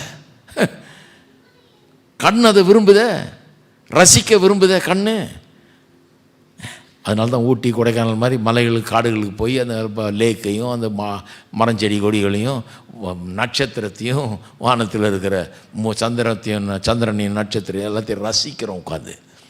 ஏன்னா ரசிக்கக்கூடிய கண்களை கொடுத்துருக்காரு. மூக்கு வெறும் மூச்சு விடுறதுக்கு இல்லை, நல்ல மனங்களை அனுபவித்து பார்ப்பதற்கு மூக்கை கொடுத்துருக்காரு. நல்லா யோசிச்சு பாருங்க கடவுள் எப்படிப்பட்டவர்னு. அப்போ அதனால தான் நான் விரும்புகிறேன், ஆவிக்குரியது பூமிக்குரியதுன்னு பிரிக்கக்கூடாது. பாருங்கள், அது ஒரு க்ரீக் ஃபிலாசபிலேருந்து வர்றது. அது க்ரீக் ஃபிலாசபர்ஸ் தான் என்ன பண்ணாங்க, பூமிக்குரியதெல்லாம் கெட்டது, இந்த மண்ணு கெட்டது, இந்த பூமி கெட்டது, எல்லாம் கெட்டது, ஆவிக்குரியதெல்லாம் உயர்ந்தது நல்லது அப்படின்ட்டான். அதனால தான் பின்னாடி கிறிஸ்தவ டாக்டரின்லேயே குழப்படி வந்தது. இயேசு மனுஷனாக வந்தார்னோடனே அவன் சொல்கிறான் மனுஷனாக வந்திருக்கவே முடியாது. ஏன்னா மனுஷனாக வரணும் சரீரத்தில் வரணும், சரீரம் மண்ணால் ஆனது, அதில் வந்தார்னா அவர் கடவுளாகவே இருக்க முடியாது. கடவுள் எப்படி சரீரத்தை மண்ணாலான சரீரத்தால் வர முடியும்? ஏன்னா மண்ணு கெட்டதாச்சே, அதனால் அவர் அப்படிப்பட்ட சரீரத்தை உடையவராக இருக்க முடியுமா அப்படின்ட்டான். எங்கே சொல்லிடுது மண்ணு கெட்டதுன்னு? 1ஆம் அதிகாரத்தை வாசித்து பாருங்கள், ஒரு வார்த்தை திரும்ப திரும்ப வருது. என்ன தெரியுமா? நல்லது. எதை பற்றி நல்லதுன்னு சொல்லி, பரலோகம் நல்லது, தேவன் நல்லவர், பரலோகம் இல்லைங்க, பூமி, கடவுள் உண்டாக்கின பூமி, அதில் உள்ளவைகள் எல்லாம் நல்லது, நல்லது நல்லது நல்லதுன்னு இந்த பூமியை சொல்லுது. நம்ம தான் ஒரு ஃபிலாசபியை கொண்டு வந்துட்டோம். அந்த க்ரீக் ஃபிலாசபி சர்ச்சுக்குள்ளே வந்துருச்சு பாருங்க. கெட்டது கெட்டது கெட்டதுன்றாங்க. இருக்கீங்களா? எந்த அளவுக்கு தூரமாக போயிட்டோம் பாருங்க. நல்லது நல்லது நல்லதுன்னாரு, ஒன்று தான் நல்லது இல்லைன்றார். மனுஷன் தனிமையாக இருப்பது நல்லது இல்லைன்னாரு. நம்ம என்ன பண்ணிட்டோம்? மனுஷன் தனிமையாக இருப்பது தான் நல்லதுன்றாங்க. இப்போ கல்யாணம் பண்ணாமல் இருக்கிறது தான் நல்லது. தின்ன உபதேசம் எங்கே இருக்குது? அது தலைகளை சொல்லக்கூடாது பாருங்க. எப்படி சொல்கிறார் பாருங்க. நான் இதெல்லாம் போதிக்கிறது தனிமையாக இருப்பது நல்லது இல்லைன்னு ஏன் அது என்னன்னு விளக்குவேன் நான். நாக்கை ருசிக்கிறது கொடுத்தவர், காதை லயிக்கிறது கொடுத்தவர், கண்ணை ரசிக்கிறது கொடுத்தவர், மூக்கை மணக்கிறது மணக்கிற மனங்களை அனுபவிக்கிறது கொடுத்தவர், திருமணத்தையும் ஒரு சில இன்பங்களை, நியாயமான இன்பங்களை அனுபவிக்கும்படியாகவும் அதன் மூலமாக நமக்கு பிள்ளைகள் பேரப்பிள்ளைகள் உண்டாகி இன்பத்தின் மேல் இன்பம், இன்பத்தில் கேட்க. நான் இப்போ எனக்கு பேரப்பிள்ளைகள்லாம் இருக்காங்க பாருங்கள்.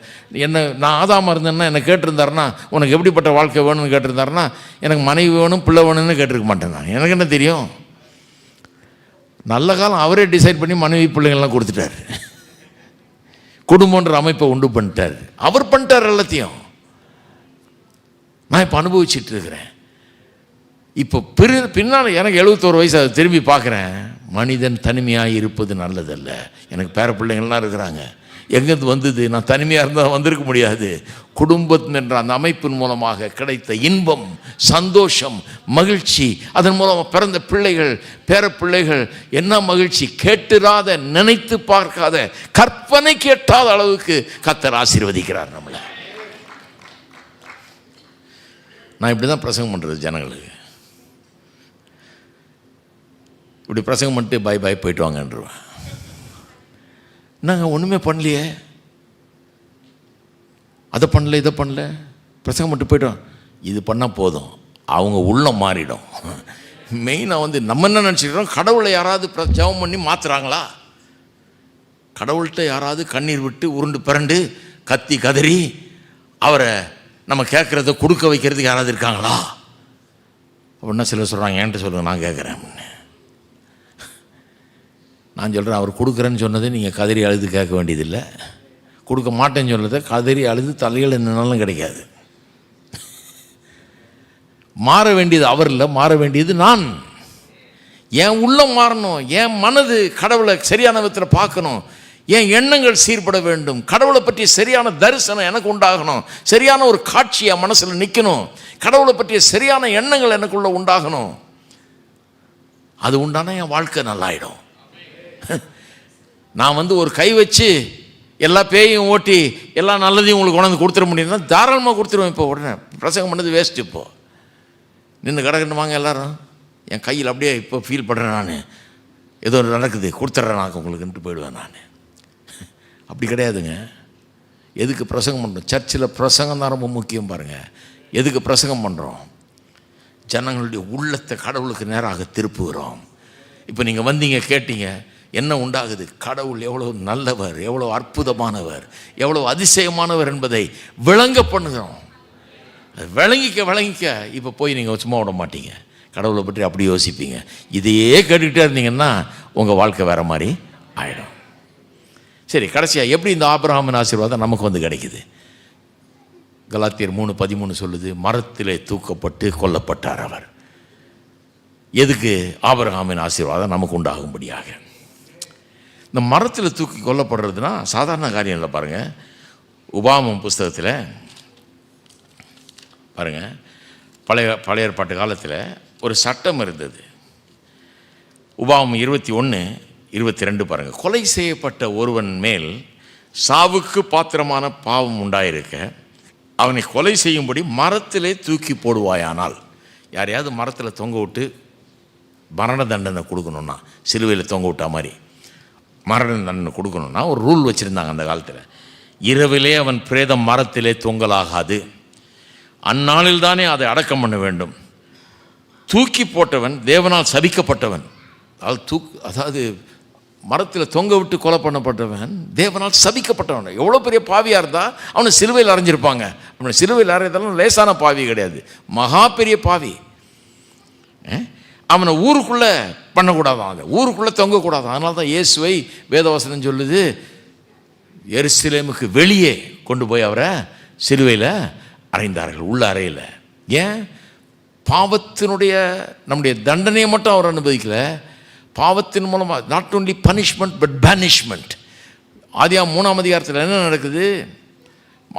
ஆதாம் எவ்வளோ பாவம் செய்கிறாங்க, அதனால் உண்டான சாபத்தையெல்லாம் கர்த்தர் சொல்கிறாரு. கடைசி வசனத்தில் என்ன சொல்கிறார்? 3ஆம் அதிகாரத்தில் அவருடைய தோட்டத்தை விட்டு விரட்டினார்.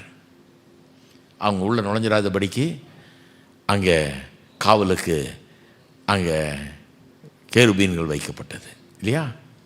சுடரொளி பட்டயம் வைக்கப்பட்டது காவலுக்கு, உள்ளே நுழைஞ்சிடாதபடி. ஏன்னா அது ஆசீர்வதிக்கப்பட்ட இடத்துக்குள்ள. அது என்ன? பாவத்துக்கான தண்டனை. பாவம் செய்தவன் இந்த அருமையான ஏதேன் தோட்டத்துக்குள்ளே இருக்கக்கூடாது, நீ போ காட்டில் போய் வாழன்னு நினச்சிட்டாரு. இயேசுவை ஏன் ஊரில் வைக்காமல் வெளியே கொண்டு போய் தூக்கப்பட்டாங்க? ஏன்னா அதுதான் சட்டம். இரவிலே அவன் பிரேதம் தொங்கலாகாது, அந்நாளில் தாமே அதை அடக்கம் பண்ண வேண்டும். தூக்கி போட்டவன் தேவனால் சதிக்கப்பட்டவன் ஆகியால் உன் தேவனாகிய கர்த்தர் உனக்கு சுதந்திரமாக கொடுக்கும் உன் தேசத்தை தீட்டு படுத்தாதிருப்பாயாக. அப்படின்னா என்ன அர்த்தம்? இப்படி மரத்தில் தூக்கப்பட்டு கொலை பண்ணப்படுகிறவன் பயங்கர பாவியாக இருப்பான், அவனை ஊருக்குள்ளே வச்சு கொல்லக்கூடாது. இரவிலே அவனை கொன்னா, அவனை இது பகலில் கொன்னா இரவு வர்றதுக்குள்ளே அடக்கம் பண்ணணும், இருட்டுறதுக்குள்ளே அடக்கம் பண்ணிடணும்.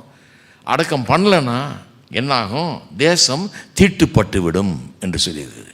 அப்படின்னா என்ன அர்த்தம்? அவன் மேலே இருக்கிற பாவம், அவன் மேலே இருக்கிற சாபம், அவன் மேலே இருக்கிற எல்லாம் இந்த தேசத்தையே, கானான் தேசம், தேவனால் கொடுக்கப்பட்ட பாலும் தேனும் ஓடுகிற நலமும் விசாலமான தேசத்தை தீட்டுப்படுத்தி அந்த தேசத்தையே கெடுத்துடும், சாபக்கேடாக்கிடும். அதனால் இவ்வளோ பெரிய பாவி அவனை வெளியே கொண்டு போய் மரத்தில் தொங்க விட்டு இருட்டுறதுக்குள்ளே அவனை புதைக்கணும். ஏன்னா புதைக்காம விட்டா அவன் மேலே இருக்கிறதெல்லாம் மற்றவங்க மேலே வந்துடும். இது அப்படியே பண்ணாங்க. யோசுவா 10ஆம் அதிகாரத்தில் வாசித்திங்கன்னா 5 ராஜாக்கள் கொல்லப்படுகிற 5 ராஜாக்களை பிடிச்சி வைக்கிறான் யோசுவா. யுத்தத்தை வென்று அந்த 5 ராஜாக்களை ஒரு ஒரு குகையில் அடைச்சி வைக்கிறான். அடைச்சி வச்சுட்டு போய் யுத்தத்தெல்லாம் முடிச்சுட்டு வர்றான். வந்து அந்த 5 பேரையும் வெளியே கொண்டு வர சொல்லி அவங்கள தூக்கிலிட்டு கொல்ல சொல்லி அவங்க பிரேதத்தை இரவு ஆகிறதுக்குள்ளே அடக்கம் பண்ணுறாங்க. இந்த பாலிசி அப்படியே கடைப்பிடிக்கிறாங்க. அப்புறம் ஒன்று காமிக்கிறேன் பாருங்கள், நீங்கள் வாங்க மத்தேயு எழுதின சுவிசேஷத்துக்கு போங்க, 27ஆம் அதிகாரத்துக்கு போங்க. இயேசு சிலுவையில் அறையப்பட்ட போது என்ன நடந்ததுன்னு பாருங்கள். மத்தேயு 27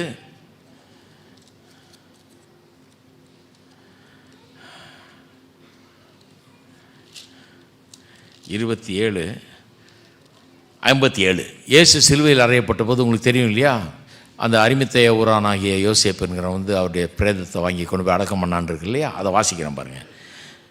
57 வசனம் 27-57. சாயங்காலமான போது இயேசுவுக்கு சீஷனும் ஐஸ்வர்யவானுமாய் இருந்த யோசேப்பு என்னும் பேர் கொண்ட அரிமத்தேய ஊரானாகிய ஒரு மனுஷன், நல்லா கவனிங்க, சாயங்காலமான போது சொல்லியிருக்கா, ஏன்னா இருட்டுறதுக்கு முன்னால் அர்த்தம், அதனால தான் அதை சொல்கிறாங்க. சாயங்காலமான போது அவன் பிலாத்துவனிடத்தில் போய் இயேசுவின் சரீரத்தை கேட்டான். அப்பொழுது சரீரத்தை கொடுக்கும்படி பிலாத்து கட்டளையிட்டான். யோசேப்பு அந்த சரீரத்தை எடுத்து தூயதான மெல்லிய துப்பட்டியில் சுற்றி தன் கண்மலையில் வெட்டி இருந்த தன்னுடைய புதிய கல்லறையில் அதை வைத்து கல்லறையின் வாசலில் ஒரு பெரிய கல்லை புரட்டி வைத்து போனான்.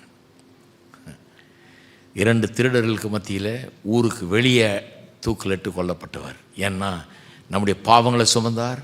நம்முடைய பாவத்தின் மூலமாக தேவனுடைய பரிசுத்த நகரத்திலேயே வாழ தகுதியற்றவர்களாயிட்டோன்னு வெளியேற்றப்படுகிறோம். நம்முடைய நரகத்தையும் அவர் அனுபவித்தார், வெளியேற்றப்பட்டார், அங்கே கொல்லப்படுறார். கொல்லப்பட்டு சாயங்காலமான போது இருட்டுறதுக்குள்ளே அடக்கம் பண்ணப்படுகிறார். ஏன் தெரியுமா? அது நல்லா கவனிங்க. இன்றைக்கி சிலர் நம்புகிறாங்க தங்களுடைய தாத்தா பாட்டி சாபம்லாம் இன்னும் தொடர்ந்துக்கிட்டு இருக்குது. நான் சொல்கிறேன், அவர் அடக்கம் பண்ணப்பட்ட போது நம்முடைய பாவங்கள் எல்லாத்தையும் சுமந்தார், நம்முடைய சாபங்கள் எல்லாத்தையும் சுமந்தார், அதன் தண்டனை எல்லாத்தையும் சுமந்தார். அவரை சாயங்காலமான போது அடக்கம் பண்ணாங்க பாருங்கள். அடக்கம் பண்ணும்போது எங்கள் தாத்தா பாட்டி எங்கள் பூர்வீகம் தலைமுறையில் இருந்த பாவம் எல்லாம் அவர்கிட்ட போயிடுச்சு. எல்லாம் அடக்கம் பண்ணப்பட்டு விட்டது, எல்லாம் மறைந்து விட்டது. எந்த சாபமும் இல்லை, எனக்கு எந்த சாபமும் என்ன தொடரலை, எந்த சாபமும் எனக்கு கிடையாது. நான் சாபத்துக்கு சொந்தக்காரன் கிடையாது. சாபத்தை என்னுடையதாக்காதீங்க, சாபம் உங்களுடையதுன்னு ஒருபோதும் நம்பாதீங்க. நான் சொல்லுகிறேன், ஆண்டவராகிய இயேசு கிறிஸ்துவின் மூலமாக ஆசீர்வாதம் மட்டுமே உங்களுடையது. நீங்கள் தேவனால் ஆசீர்வதிக்கப்பட்டவர்கள். எவ்வளவு கஷ்டத்தின் மத்தியிலும், எவ்வளவு பிரச்சனையின் மத்தியிலும், எவ்வளவு போராட்டத்தின் மத்தியிலும், எப்பேற்பட்ட காரியங்கள் மத்தியிலையும் உறுதியாய் நில்லுங்கள். நீங்கள் ஆசீர்வதிக்கப்பட்டவர்கள். உங்களை ஒரு அபிஷேகத்தை கர்த்தர் உங்களுக்கு கொடுத்திருக்கிறார். ஆபிரகாமின் ஆசீர்வாதம், மரத்திலே தூக்கப்பட்டவன் எவனும் சபிக்கப்பட்டவன் எழுதியிருக்கிறபடி கிறிஸ்து இயேசு நமக்காக சாபமாகி நியாயப்பிரமாணத்தின் சாபத்துக்கு நம்மை நீங்களாக்கி மீட்டு கொண்டார். ஏன்? ஆபிரகாமுக்கு உண்டான ஆசீர்வாதம் புறஜாதிகளாகிய நமக்கு உண்டாயிருக்கும்படி நான் சொல்லுகிறேன், உண்டாகிவிட்டது. அது நம்முடையது, உங்களுடையது, அது என்னுடையது, உங்களுடைய குடும்பத்துக்கு சொந்தமானது.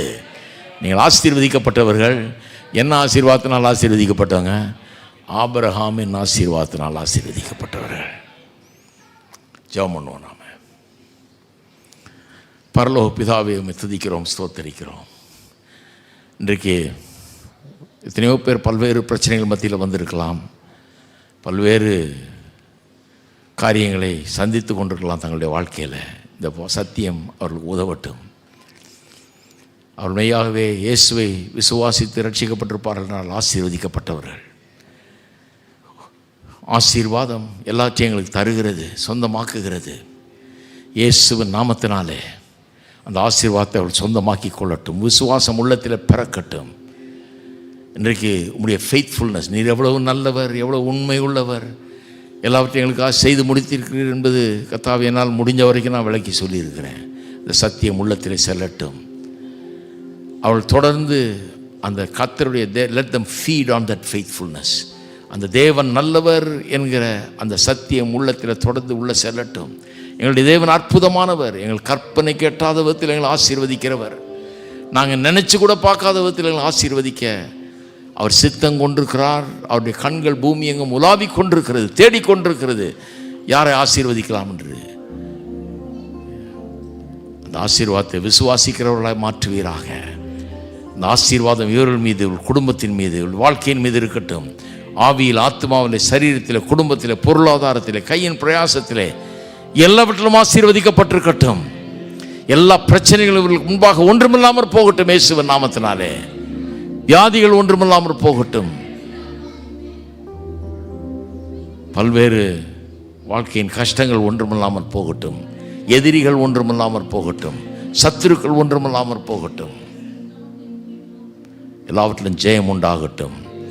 ஆசீர்வாதத்தை சுதந்தரித்துக் கொள்ளட்டும் மக்கள். இயேசுவின் நாமத்திலே ஜெபிக்கிறோம். ஆமென்.